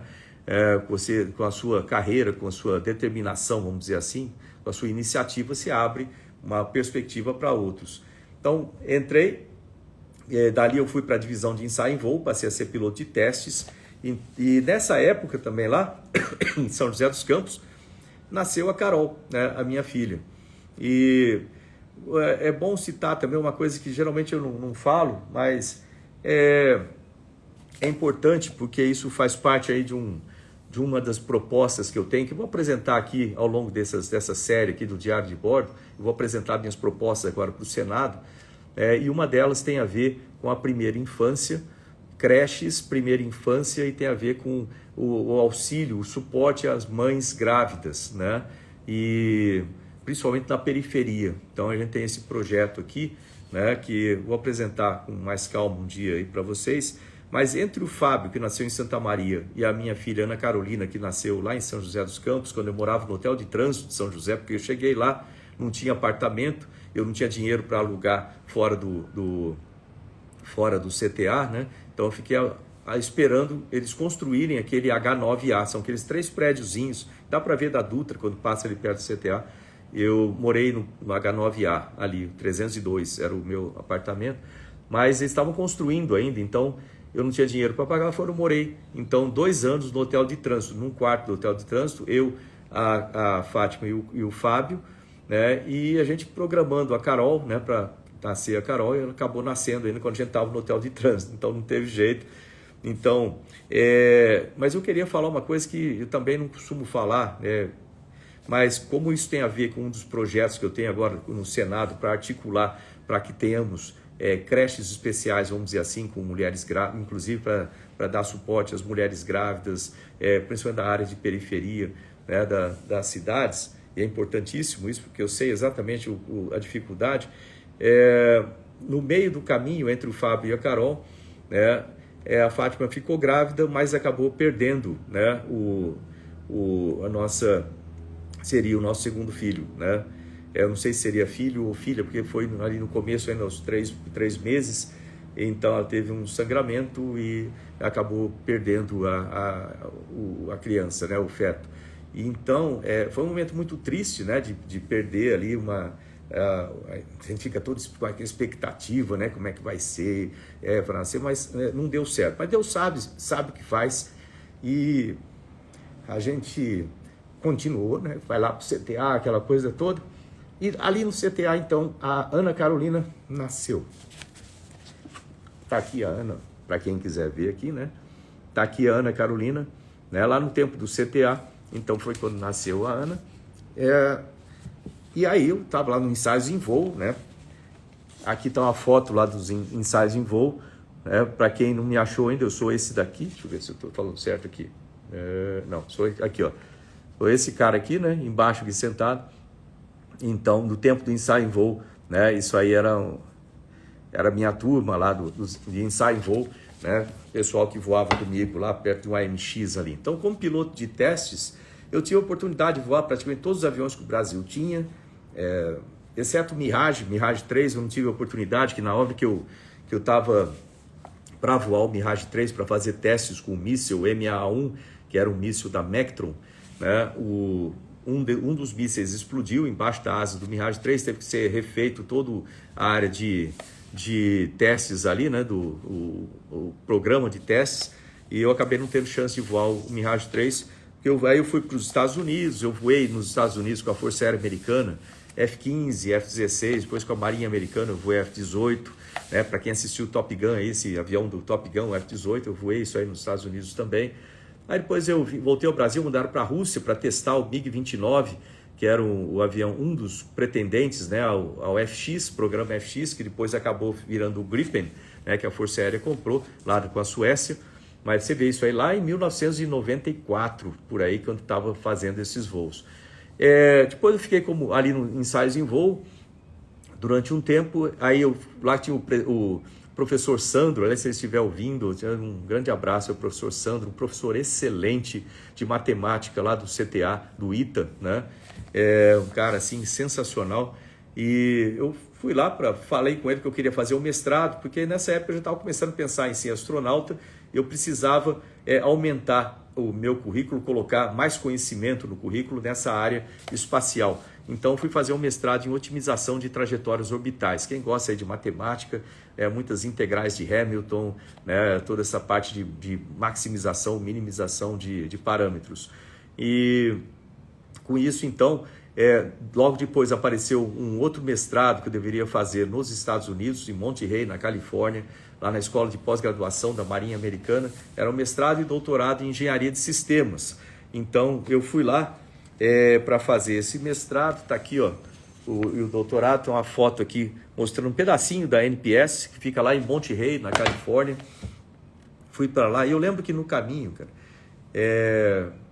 pensa bem, eu tinha mudado do H9 lá no CTA, tinha mudado para o H27, que é uma casa, quem conhece o CTA sabe como é que fica isso. E eu tinha acabado de montar a minha casa, né? Eu e a Fátima, porque como tenente, você não tem dinheiro para comprar um monte de coisa, então a gente ia comprando a prestação, sabe? Aí compra um sofá, paga a prestação, a hora que está terminando aquela, você compra uma outra coisa e paga. Todo mundo sabe como é que é isso aí, né? A gente já passou por muita dificuldade, né, com financeira aí das coisas. E eu lembro que eu tinha acabado de montar, né? Acabado de montar a minha casa. Tinha comprado até um cachorrinho que era o Mig, né? Que aqui a foto do Mig. Esse cachorro era um poodle, né? Micro poodle, que era um cachorro da Ana Carolina, da minha filha. E estava com 6 meses o cachorrinho, quando, né, lá em 1996 vem essa decisão, né, do Comando Aeronáutica para eu ir para Monte Rey, na Califórnia, para fazer mestrado e doutorado. E eu lembro que, logicamente, não podia levar as coisas, né, que eu tinha acabado de comprar a casa, a gente teve que vender tudo. E eu estava pousando em Los Angeles, estava chegando, circulando a cidade de Los Angeles ali com um DC-10, ela estava com um DC-10 da Continental Airlines, aí estava eu, o Fábio, Ana Carolina e a Fátima, assim, e o pessoal passava na minha... E o Mig estava no porta-malas do avião, vamos chamar assim, lá no bagageiro. E naquela hora que passou na minha cabeça, né, eu tinha ali 4 malas, ou 5 malas no avião também. O que passou na minha cabeça é o seguinte, tudo que eu tenho de importante está dentro desse avião, né? É importante a gente pensar isso, que ao longo da nossa vida, muitas vezes você tem que tomar decisões e queimar as pontes, vamos dizer assim, queimar a ponte do passado, né? E eu olhei assim e falei, tudo que eu tenho de importante na vida está aqui, minha família, né, está aqui comigo. O restante, toda a parte material, aquelas coisas que eu fiz com tanto sacrifício de comprar as minhas coisas para ter em casa, a casa montadinha, tudo aquilo ficou para trás. Eu estava chegando agora para uma vida nova lá nos Estados Unidos, em 1996, para fazer mestrado e doutorado, e tudo que eu tinha, literalmente, estava dentro daquele avião, né? Ou seja, minha mulher, meus filhos, 4 malas e um cachorrinho lá no porta-mala do avião. Tudo era ali. E por que eu falo isso aqui para vocês? Porque você vê muitas vezes as pessoas querem levar uma bagagem enorme nas costas a vida inteira, né? E querem ter progresso na vida, querem progredir rápido. Gente, as coisas materiais, elas podem ter valor quando você vai comprar com dinheiro, essas coisas assim, mas no final das contas, essas não são as coisas mais importantes que a gente tem na vida. Então, preste atenção, o que são as coisas importantes na sua vida. Quando você tem um propósito de vida, muitas vezes você vai ter que dar alguns saltos em que você vai ter que deixar para trás as coisas materiais, né, e ir para lá, né? Você viaje, procure viajar com pouca bagagem, vamos chamar assim, né, na vida. Imagine o seguinte, você tem dois corredores de maratona, os dois são gêmeos, treinaram juntos, sabem, tem o mesmo resultado, vamos dizer assim, mas aí no dia da corrida, você pega um desses irmãos gêmeos, tem o irmão A e o irmão B. Você pega o irmão B, você coloca um saco de estopa nas costas dele, coloca uns 7 tijolos daquele de construção pesado, para ele carregar nas costas ao longo dos 42 quilômetros. Você vai notar o seguinte, obviamente, quem vai ganhar? Vai o corredor A, que não tem nada nas costas para correr, ele está correndo como treinou, e o irmão B, que está com aquele monte de coisa nas costas, não vai conseguir, se bobear, não consegue nem terminar a corrida, a maratona. Então, o que eu quero dizer é por que na vida da gente, a gente muitas vezes insiste em carregar um monte de coisas nas costas. E não estou só falando de coisas materiais. Eu não vou tomar essa decisão, eu não vou para Brasília porque eu tenho que ficar em São Paulo aqui, porque eu tenho minhas coisas materiais aqui, assim por diante. Não, como é que eu vou fazer para ir para lá? São decisões simples, mas que dá para ver aí que as pessoas às vezes não conseguem desapegar, e com isso você tem uma ideia do caráter, tem uma ideia de que a pessoa não vai ter condição de realmente fazer o que precisa fazer, cumprir a missão, porque quando a coisa pega, você vai ter que deixar tudo para trás, você não vai para a guerra levando sua casa junto, né? Você vai ali levando o seu cantil, né? Levando a sua arma e para defender o seu país com o que você tem ali na hora.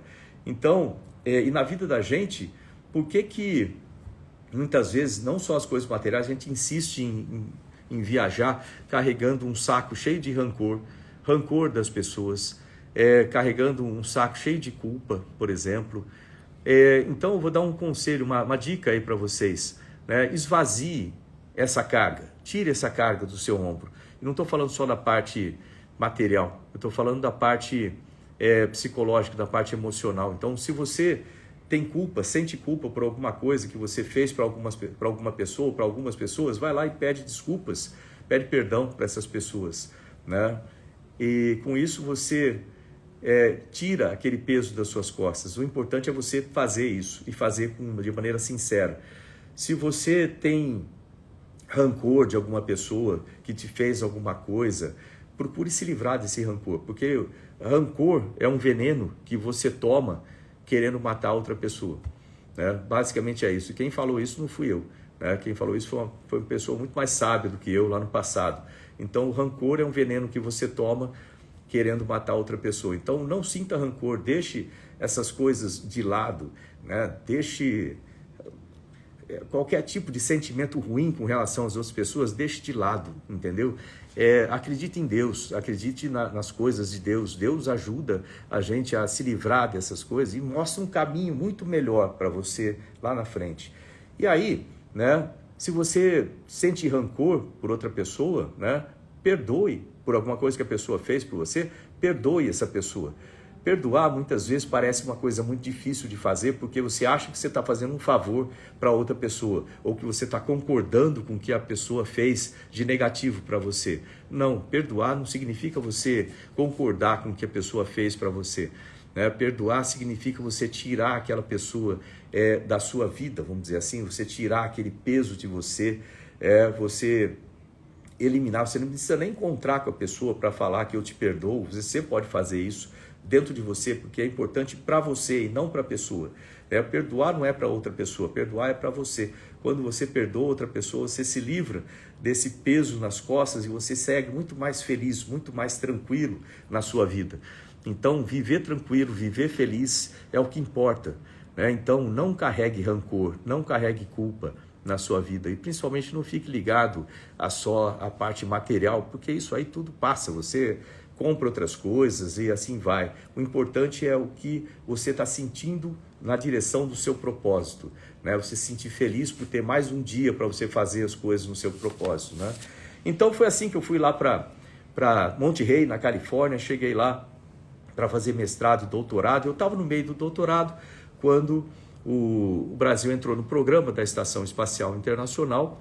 Eu já tinha visto o site da NASA um monte de vezes, mas lá tinha um critério que não tinha jeito, ser americano, né? Então não tinha como eu participar do concurso. A NASA abre concurso a cada 2 anos, tem mais ou menos 1.000 candidatos por vaga nos concursos da NASA, mas eu não podia participar porque eu não era americano, então não tinha como fazer me inscrever. Mas quando o Brasil entrou no programa da Estação Espacial Internacional, abriu a possibilidade da NASA selecionar um brasileiro, né, para ser parte da turma 1998 de astronautas. É um concurso público, estava aberto a todos, eu me inscrevi no concurso da NASA, né, e participei do concurso e fui selecionado. Foi interessante porque eu me inscrevi, né, e não, vamos dizer assim, você acredita, você quer ser selecionado, lógico, mas eu vi assim o número de candidatos, eu vi assim, é difícil ser selecionado, que nem agora, quando você vê aqui o Senado. Eu sou candidato ao Senado aqui em São Paulo, 222, diga-se de passagem, meu número. Mas quando você olha, tem uma vaga só ao Senado desse ano, é uma vaga. O Senado, a cada 4 anos, renova 1/3, 2/3, né, do pessoal. Então esse ano está renovando 1/3, tem uma vaga, cada estado tem 3 senadores, então esse ano tem uma vaga só. Aí o pessoal fala assim, poxa, você não fica preocupado em ter uma vaga só para o Senado? Eu falo, não, eu já participei de concurso que tinha, né, uma vaga também e concursos difíceis, como a da NASA, e eu acabei entrando. Você faz a sua parte, mostra o seu currículo, faz o que você precisa fazer e no final você acaba tendo sucesso. E foi assim que eu participei do concurso da NASA, fui selecionado, né, entrei na turma 1998, ou a turma 17 de astronautas da NASA.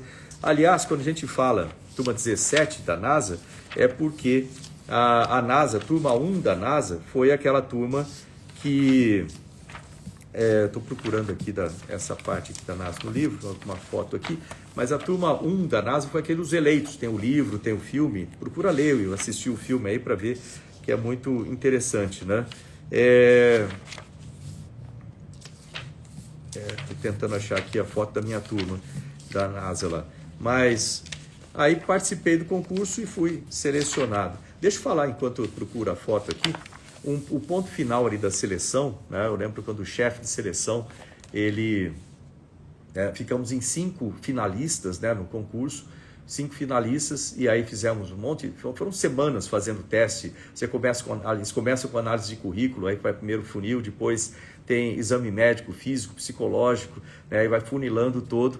Para ser um astronauta, você tem que ter, a saúde tem que estar muito boa, né? Sem dúvida nenhuma, por isso você faz exame médico, né? A saúde tem que estar em dia, e naquela época eu estava muito bem de saúde, logicamente, eu era bem mais jovem, tinha na época 35 anos, a parte psicológica, o exame físico é fácil, né? Você não precisa ser um Schwarzenegger ou ser um corredor de maratona, o exame físico é fácil, que é a parte mais fácil de toda essa parte, mas o exame psicológico é muito importante. Para ser astronauta, você precisa ter um equilíbrio emocional muito grande. Às vezes o pessoal olha para mim e fala assim, cara, você é um cara muito tranquilo, assim, de forma geral, né? Eu aprendi ao longo da vida com a profissão. Você imagina, piloto de caça, piloto de testes de aviões, você não pode ser um cara apavorado com qualquer coisa, você não pode desprezar a lógica, né? Você tomar decisões emocionais, você tem que tomar decisões lógicas, né? Pensar com lógica. A emoção é muito boa para a nossa vida como um todo, mas dentro de um avião, dentro de uma parte operacional, a emoção atrapalha. Imagina você está voando à noite, tempo fechado, no meio de uma turbulência, aí você tem fogo no avião, se você apavorar ali, você morre. Então você tem que, ou as pessoas que estão no avião vão morrer junto contigo, ou seja, você tem que ter calma, fazer o checklist, usar o conhecimento, né, fazer as coisas de forma pensada. Ou seja, um astronauta, um piloto de caça, um piloto de combate tem que ter muita estabilidade emocional. Aliás, estabilidade emocional também é muito importante em todas as coisas que a gente faz na vida. Como ministro, por exemplo, você comanda ali um ministério muito grande, você tem que ter estabilidade emocional, transmitir confiança para as pessoas, transmitir calma para as pessoas. As pessoas têm que chegar a você, que é o líder, né? Elas têm que chegar e serem atendidas de forma, obviamente, de forma justa, etc. Mas eles têm que ter confiança que o líder vai saber o que fazer, mesmo nos momentos mais difíceis. E é ali onde você vê o verdadeiro líder. Era um momento difícil, não era um momento fácil. Um momento fácil é muito fácil você liderar alguma coisa quando tudo está correto. Quando a coisa fica complicada é que você vê o verdadeiro líder, aquele que mantém a calma, aquele que lidera para as pessoas, não lidera para si. O líder é a pior posição em qualquer equipe.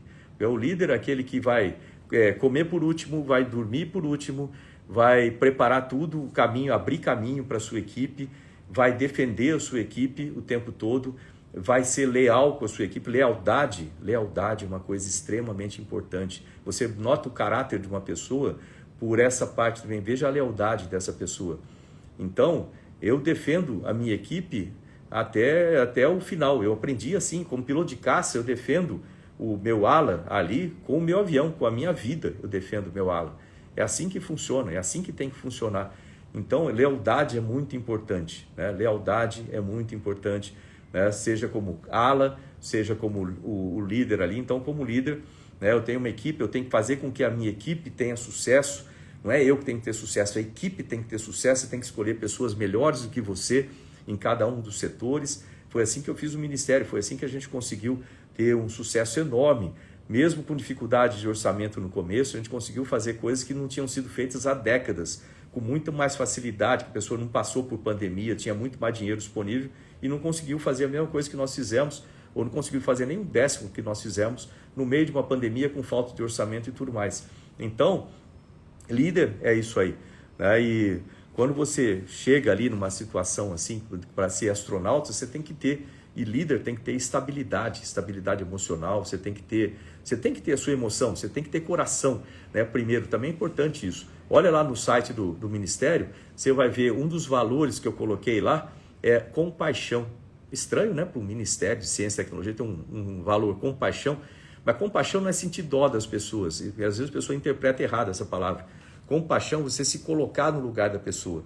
Eu acho que toda entidade pública, toda autoridade pública tem que ter compaixão, porque você está trabalhando para as pessoas, você é um funcionário do público, seja como ministro, seja como senador, seja como deputado, o que for, você está trabalhando para o público. Então você tem que ter compaixão, você tem que se colocar no lugar da pessoa que está lá no meio de uma periferia, como eu vivia, ou na rua, morando na rua, ou aí numa situação ruim pra caramba, drogado. Se coloca no lugar da pessoa. Se você quer tomar uma decisão para uma política que faça sentido, uma política pública que faça sentido, você tem que se colocar no lugar das pessoas para fazer isso. E tem gente que é tão arrogante que fica vivendo dentro de uma redoma, né, que acha que eu sou o melhor da coisa, eu sou, né, porque eu sou o melhor, olha só aqui, ó, eu sou o melhor disso.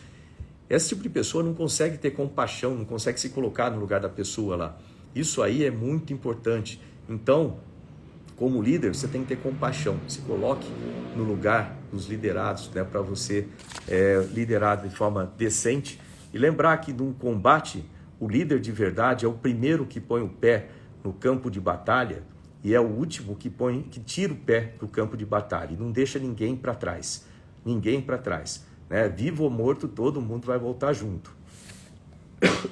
Então, no dia que eu recebi a notícia que eu tinha sido selecionado para a NASA, foi interessante porque eu estava lá, a gente fez a última entrevista, tal, depois de muitas semanas fazendo teste, ficamos em 5 só no final, né? Aí eu falei assim, ó, eu falei, eu vou...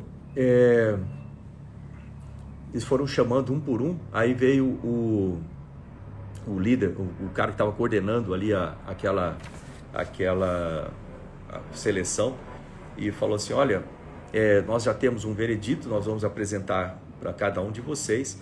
E aí foram chamando em ordem aleatória, chamaram o primeiro, o cara nunca mais voltou, chamaram o segundo, eu fui o terceiro, né, a ser chamado, e eu fui no corredor achando, eu cheguei até aqui, tá bom, né, eletricista aprendiz, está na final aqui para ser astronauta, né, não vão aceitar, né? Você fica sempre com essa ideia, assim, não sei porque a gente tem a impressão que todas as outras pessoas são melhores do que você.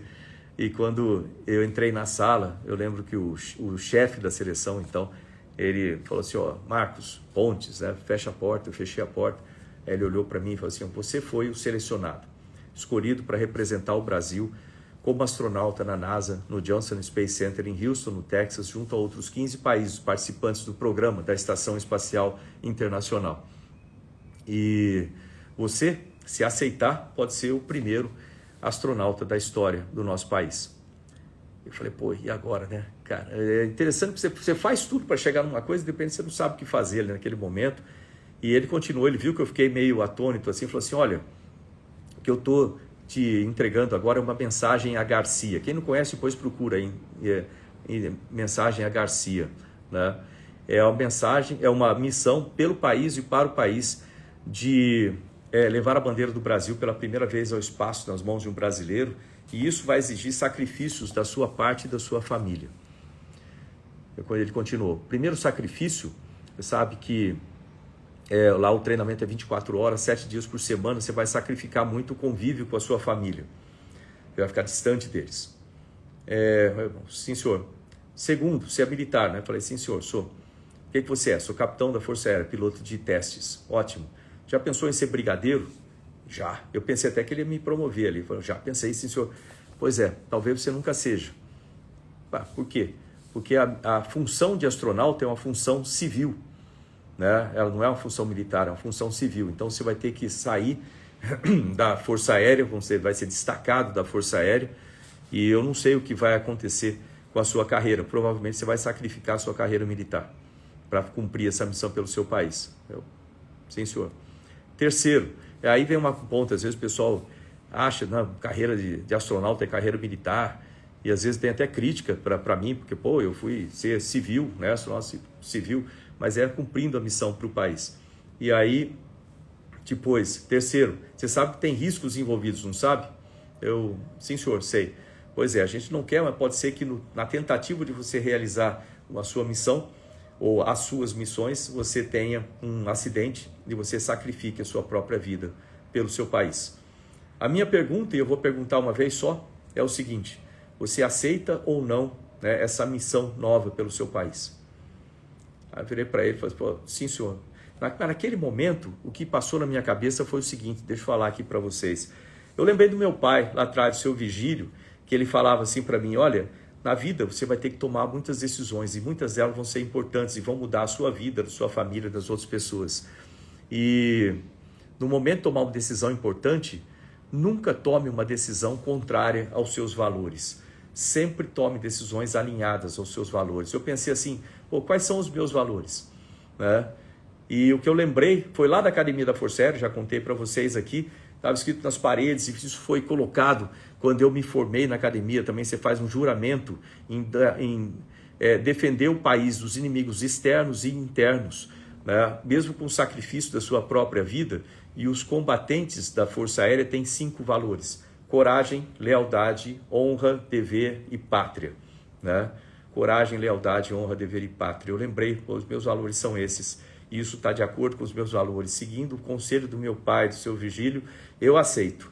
E foi a partir daí, então, que eu passei a fazer o curso de astronauta profissional no Johnson Space Center em Houston, no Texas. E passei a fazer parte da turma 17 de astronautas. Não foi por sorte, não foi por um sorteio, não foi por indicação de alguém, não foi por indicação política. Eu nunca tive indicação política na minha vida, não foi para satisfazer um presidente ou satisfazer algum político, né? Eu fui lá pelo meu mérito, pelo meu trabalho, né? Pela minha dedicação, pelo conselho dos meus pais, pelo trabalho dos meus professores, pelo sacrifício de ficar muitas noites acordado estudando, pelo sacrifício de ficar muitas noites acordado voando como piloto de combate, defendendo os brasileiros, né, que estavam aqui, né, descansando, achando que nada estava acontecendo, e eu estava lá, né, decolado ali para atender o Comando de Defesa Aérea, né, com um avião antigo, monomotor. Eu cheguei lá para ser astronauta e eu realizei a primeira missão espacial. Não foi porque um presidente ou um político resolveu pagar algum valor para que eu voasse lá, 10 milhões de dólares, ou o que seja. Eu, como piloto de combate, eu voei aviões que custavam 30 milhões de dólares e etc. Essa é a minha profissão, essa é a minha função. Independente de quem estava na presidência, quando eu entrei nessa seleção de astronautas, o presidente era o Fernando Henrique. Você vê até que eu demoro para lembrar o nome, porque para mim, na época, eu estava um pouco me lixando para quem que era o presidente. Eu tenho que cumprir a minha missão como combatente do Brasil para defender o Brasil e os brasileiros, não para defender um presidente ou alguém assim. Então, o presidente cumpre a sua função institucional de ser presidente e prover as maneiras, através dos ministérios, as maneiras de que as missões sejam cumpridas para o Brasil. Eu, como combatente, né, então, quando eu estava lá na Força Aérea como combatente, você tem o presidente, você tem o Ministério da Defesa, você tem o Comando da Aeronáutica e você tem os esquadrões, aí você tem os pilotos ali. Para mim, tanto faz quem é o presidente, eu tenho que cumprir a minha missão. E eles cumprem a missão deles institucional, de prover ou de cumprir o que é previsto na Constituição para eles fazerem, para manter as instituições funcionando, manter o orçamento devido para as instituições e assim por diante. Cada um cumpre a sua função. Mesma coisa quando eu voei, né, para fazer a missão Centenário. Às vezes eu vejo o pessoal falando, custou 10 milhões de dólares. Até tem alguns idiotas que vêm com umas ideias malucas aí. Não, foi o presidente Lula que fez com que você voasse. Não tem nada a ver. O presidente, ele era presidente, ele cumpre a função institucional dele. Aí tem o presidente, tem o Ministério da Ciência, Tecnologia e Inovações, tem a Agência Espacial Brasileira e tem o astronauta aqui embaixo. Eu não interfiro, não tinha nem capacidade, não tenho, vamos dizer assim, poder de interferir na administração, né?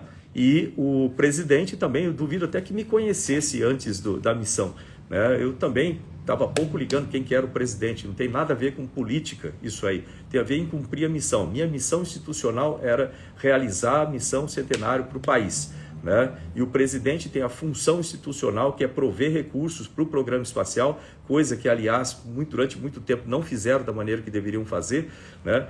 Colocar recurso, né, para o programa espacial, para a agência espacial tomar as decisões, o ministério tomar decisões da política espacial, e dentro dessa política espacial havia a realização de uma missão espacial lá com a Rússia, né? E eu cheguei lá, não foi porque não tinha nenhum presidente sentado do meu lado fazendo as provas, quando eu tinha que fazer do meu lado, na hora que eu precisava, por exemplo, durante uma sobrevivência, quando eu estava colocando a minha vida lá, não tinha ninguém sentado do meu lado, fazendo, me ajudando a fazer alguma coisa. Quem fez tudo isso fui eu, a capacidade, vamos dizer assim, de fazer isso aí fui eu. Eu estava lá à disposição do Brasil e dos brasileiros, não à disposição de um presidente para realizar a missão espacial. Então, se a missão custou R$1, custou $1 trilhão, para mim, né, quem tinha a responsabilidade de fazer isso é o presidente. Se ele tomar a decisão, olha, você vai lá e voa, eu vou e cumpro a missão. Se durante, aliás, né, não é mérito do presidente, né, de eu ter voado qualquer coisa, não devo absolutamente nada para nenhum deles, né, por isso, porque eu estava cumprindo a minha missão. Se eu devesse alguma coisa, também seria interessante pensar o seguinte: se eu morresse na missão, isso aí seria culpa do presidente? É bom a gente pensar nisso, né? Então, não tem absolutamente nada a ver. A missão Centenário, quanto custou, isso aí foi feito pela Agência Espacial, por quem administra, né, e foi realizado assim. Então, terminei o meu curso de astronauta em dezembro de 2000.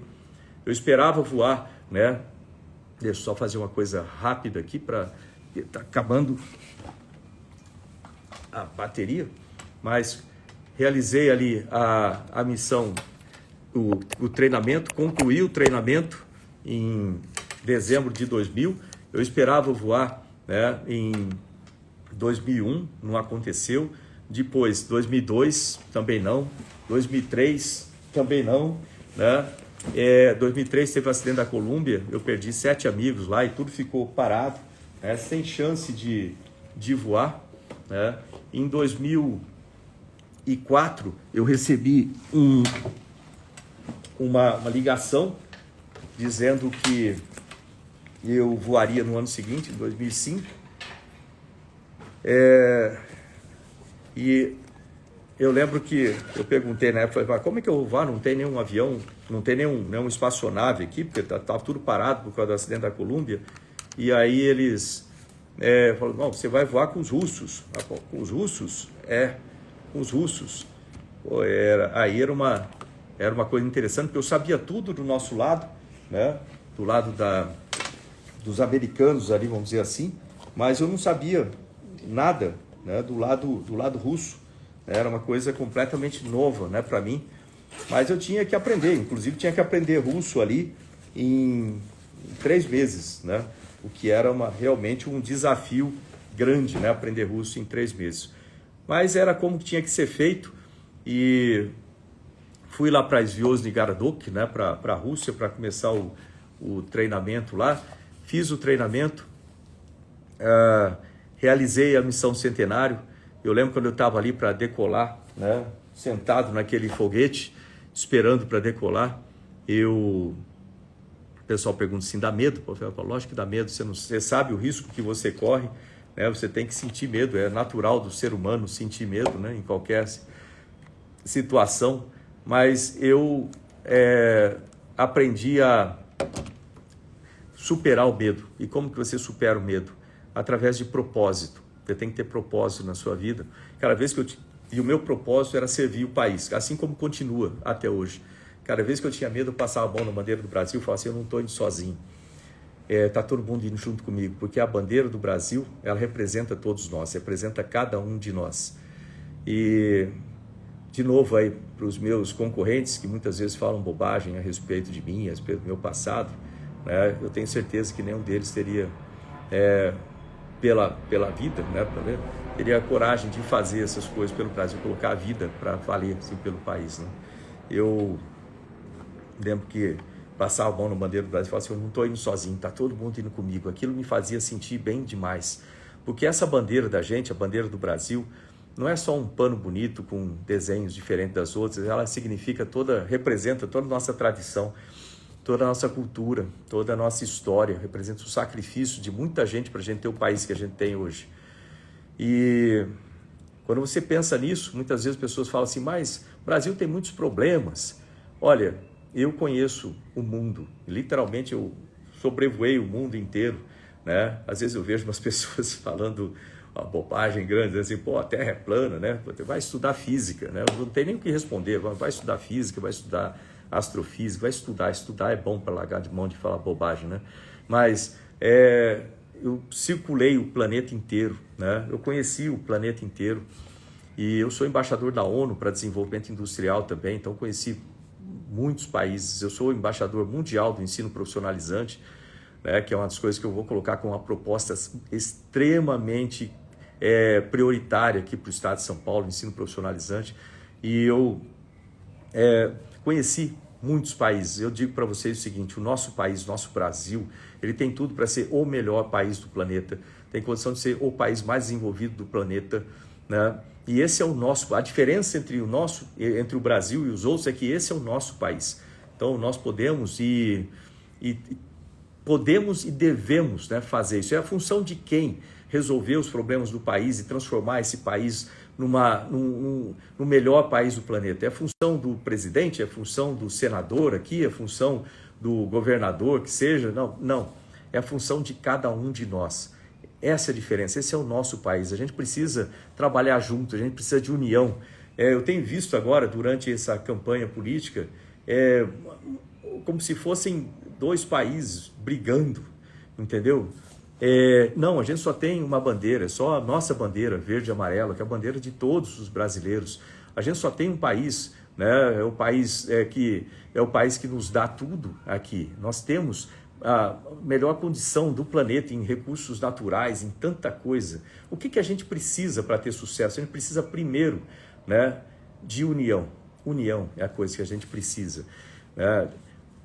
Quando eu vejo o pessoal brigando, você pode ter a sua opinião diversa, você pode defender, por exemplo, o que a gente defende do lado aqui com o presidente Bolsonaro, você pode defender outras coisas do lado da socialista, comunista, que seja, mas o importante é que as opiniões, elas têm que ser respeitadas, tem que haver um bom senso dentro de tudo isso, né? E a gente precisa tratar isso de uma maneira lógica, tratar isso de uma maneira respeitosa, tratar isso de uma maneira, como é que eu vou dizer assim, uma maneira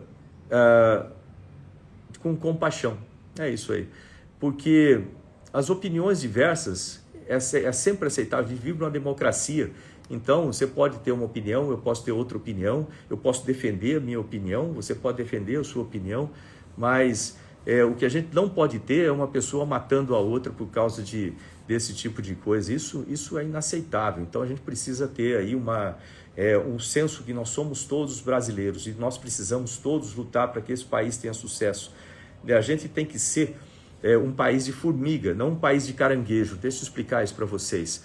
Um país de formiga, não um país de caranguejo.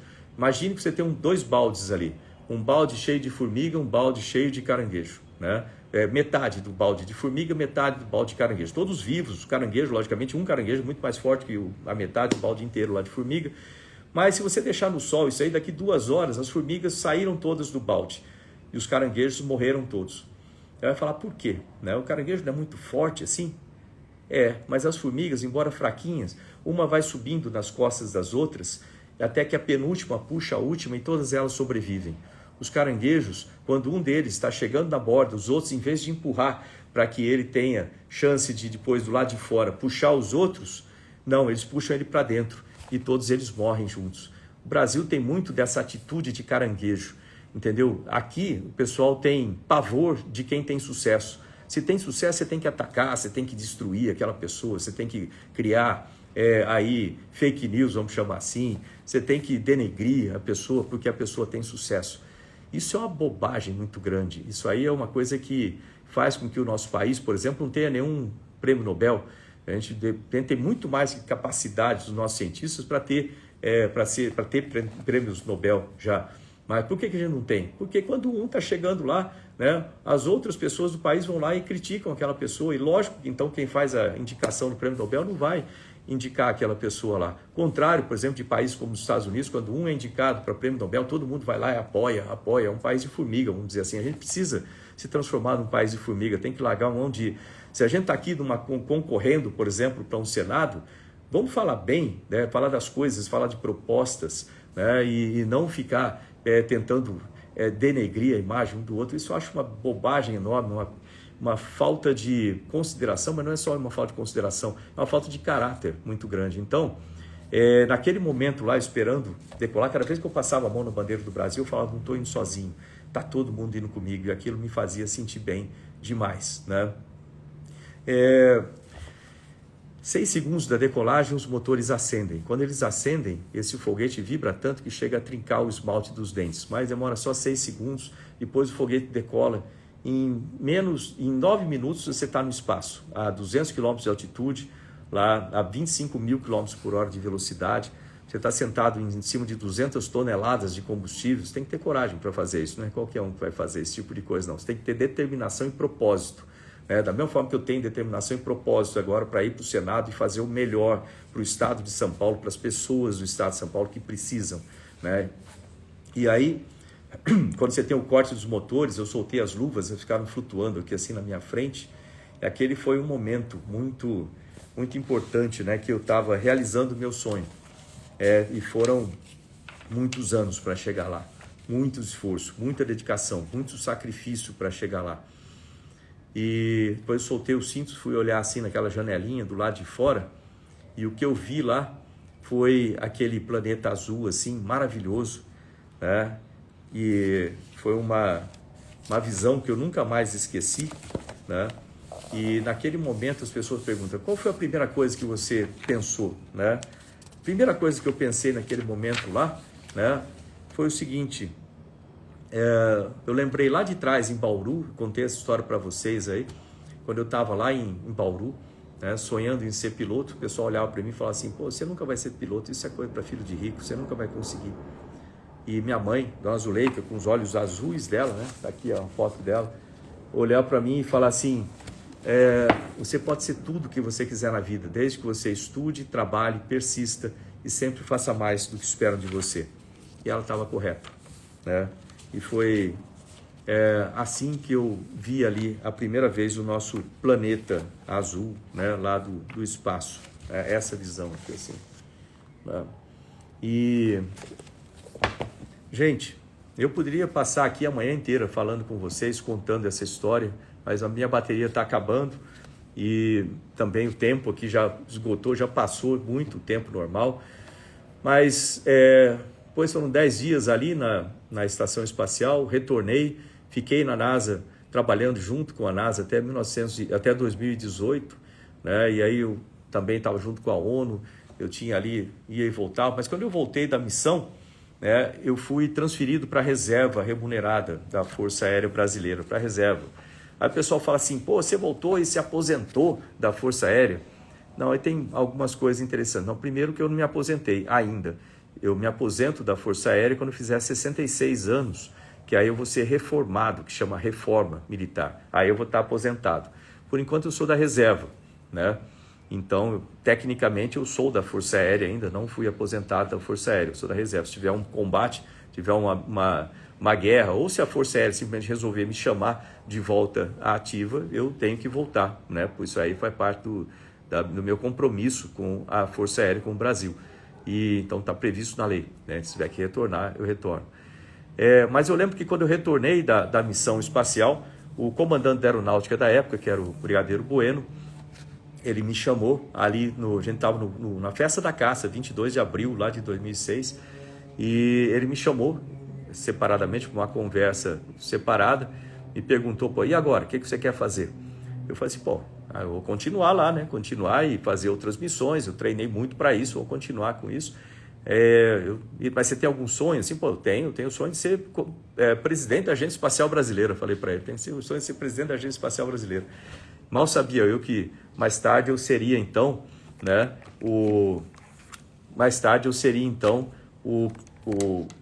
ministro de Ciência e Tecnologia que comanda a política espacial e vamos dizer assim, chefe da agência espacial como um todo, né?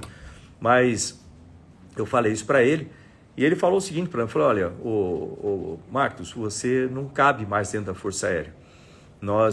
Você ficar na Força Aérea não é bom para a Força Aérea, não é bom para você, principalmente para a Força Aérea, você precisa, né, subir, vamos dizer assim. E a gente não pode ficar te segurando aqui na Força Aérea. Portanto, né, eu estou comandando aqui que você vá para a reserva da Força Aérea. Eu achei estranho aquilo naquele momento, né, foi realmente estranho, mas o comandante tinha razão, né, ou seja, eu atendi o comando do comandante, uma ordem do comandante para que eu fosse para a reserva, e eles já tinham preparado, né, porque eu achava que eu nem tinha tempo para ir para a reserva, etc., mas eles já tinham preparado todo o cálculo, né, no tempo e etc., dizendo, olha, não, você realmente já cumpriu o tempo, né, regular, vamos dizer assim, você nunca tirou férias, você nunca tirou férias, nunca tirou licença, nada disso, então você tem o tempo, nós já calculamos o tempo, basta você ir lá e assinar. Ele já tinha tomado a decisão antes, e ele tomou uma decisão sábia, embora na época eu não tenha gostado, confesso que eu não tenha gostado, porque de repente eu fiquei com o salário reduzido, né? Uma primeira coisa, que eu passei de um salário que eu recebia nos Estados Unidos, calculado pela Força Aérea para os Estados Unidos, de repente eu passei a ter o salário da reserva aqui no Brasil, que dava mais ou menos 1/3 do salário que eu tinha lá. Mas além disso, eu tinha uma sensação meio esquisita, assim, né? De repente você chega da missão, eu queria continuar ali e não tinha mais como, mas eu atendi. Eu sou militar, eu cumpro ordens, né? E eu cumpri a ordem do comandante da Força Aérea na época e fui transferido para a reserva. E ele tinha razão, vou dizer para vocês por que ele tinha razão. E eu vou contar uma história anterior para vocês entenderem, né? Ver como é que a vida da gente é. Quando eu cheguei na NASA em 1998, o John Glenn, que foi o primeiro astronauta americano a orbitar o planeta, considerado herói americano, né, e foi senador durante 24 anos, eu nem chegava perto dele, porque tinha um monte de gente junto, ele fez da STS-95. Ele fez a primeira missão dele em 1962 e a segunda em 1998. Ele já tinha 77 anos de idade, quando ele fez a segunda missão.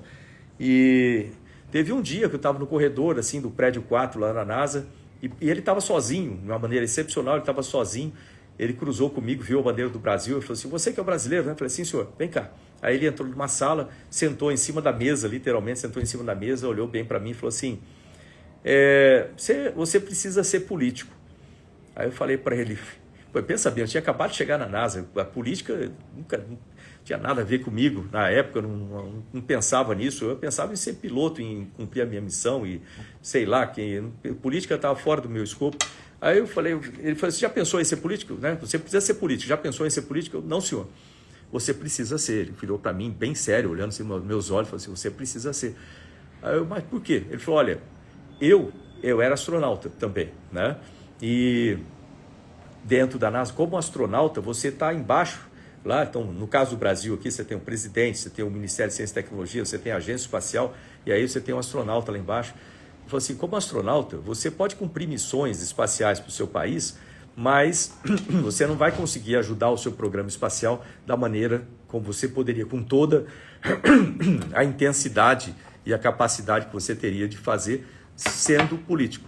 Portanto, né, o meu conselho para você é que você seja político, assim como eu fiz aqui nos Estados Unidos, fui ser senador, ele foi senador nos Estados Unidos por 24 anos, então fui ser senador e ali como senador eu consegui ajudar o programa espacial americano da melhor maneira possível. Então faça isso lá no seu país. Na época eu falei, não, né, essa coisa política estava longe do meu escopo. E não é que 20 anos exatamente depois, em 2018, eu passei a ser o ministro, graças à visão do presidente Bolsonaro em indicar ministros técnicos, né? Porque senão eu nunca seria indicado, né? Eu estava à disposição e nunca fui indicado. Aliás, quem fala aí, você voou ali por causa do Lula, né? Talvez Por que, logicamente, isso não aconteceu por causa dele, ele estava cumprindo a função dele como presidente e eu cumprindo a minha função como astronauta, função institucional, da mesma forma que se eu morresse no voo, também não seria culpa dele. Então não era o mérito nem culpa dele, a gente estava cada um fazendo a sua função. Mas o pessoal nunca lembrou de mim, né, para ser ministro aqui no Brasil, porque antes era sempre indicação política e não indicação técnica, como o presidente Bolsonaro pensou, né, e como ele me escalou então para ser ministro, foi graças a isso. Mas depois exatamente 20 anos depois daquela conversa com o John Glenn, né, eu então fui ministro e eu comandava o programa espacial. E dê uma olhada aí, vê os fatos, né, do Ministério de Ciência e Tecnologia, você vai ver que em pouco mais de 3 anos a gente evoluiu décadas do programa espacial brasileiro. Isso é o fato, isso é uma coisa que, para aqueles que torcem contra o Brasil, às vezes machuca, mas isso é o fato, a gente evoluiu décadas e com orçamento. Hoje a gente tem orçamento para colocar em empresas, startups, nós já estamos construindo foguetes brasileiros, sendo desenvolvidos por startups brasileiras, satélites brasileiros, o Centro Espacial de Alcântara funciona em modo comercial.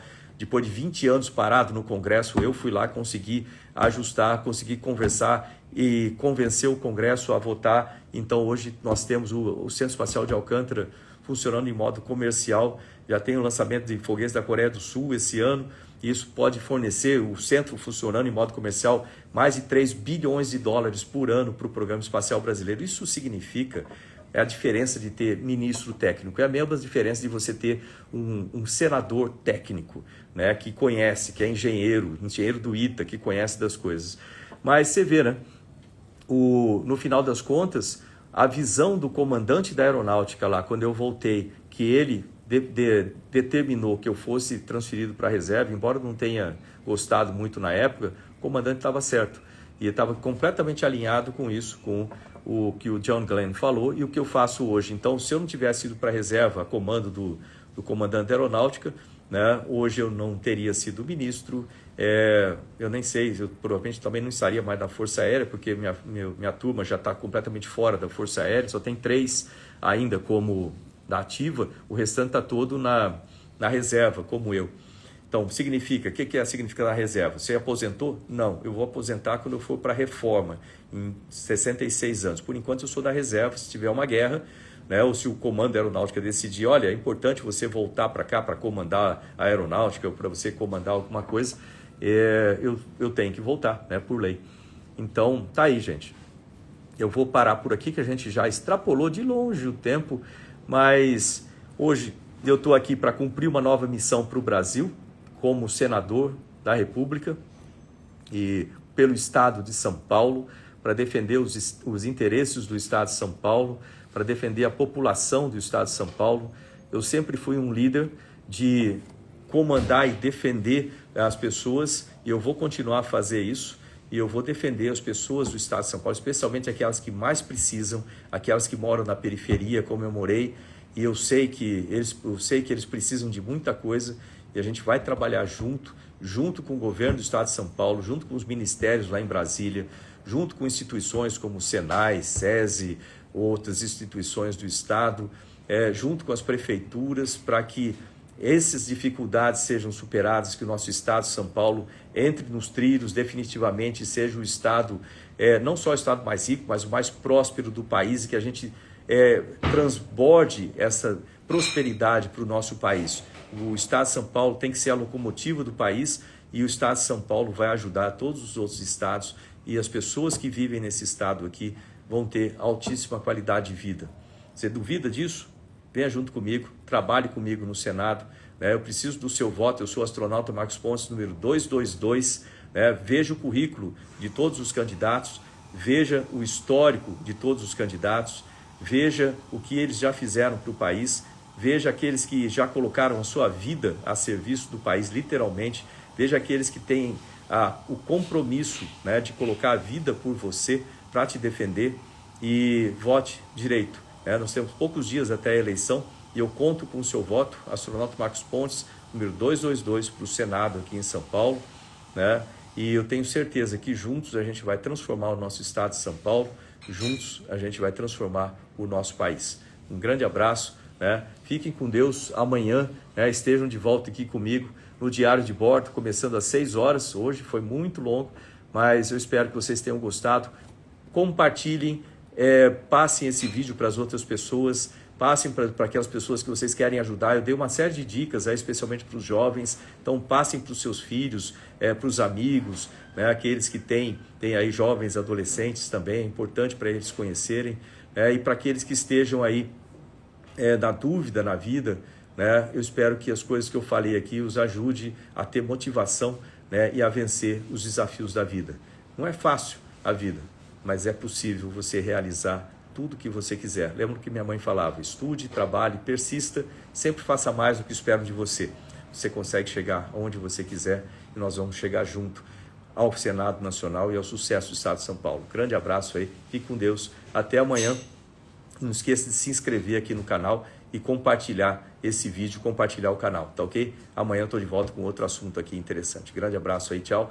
E um dia aí eu peço a oração de vocês pelo seu Alexandre, né, que nos deixou hoje às 5 horas da manhã, que era o meu amigo de 105 anos, uma pessoa fantástica, né, que deu um exemplo ao longo da vida dele também, de tudo de bom que a gente pode imaginar, né, ele deu como exemplo. E sempre viveu feliz, porque para ser feliz você precisa ser uma pessoa boa. Grande abraço aí, tchau, tchau.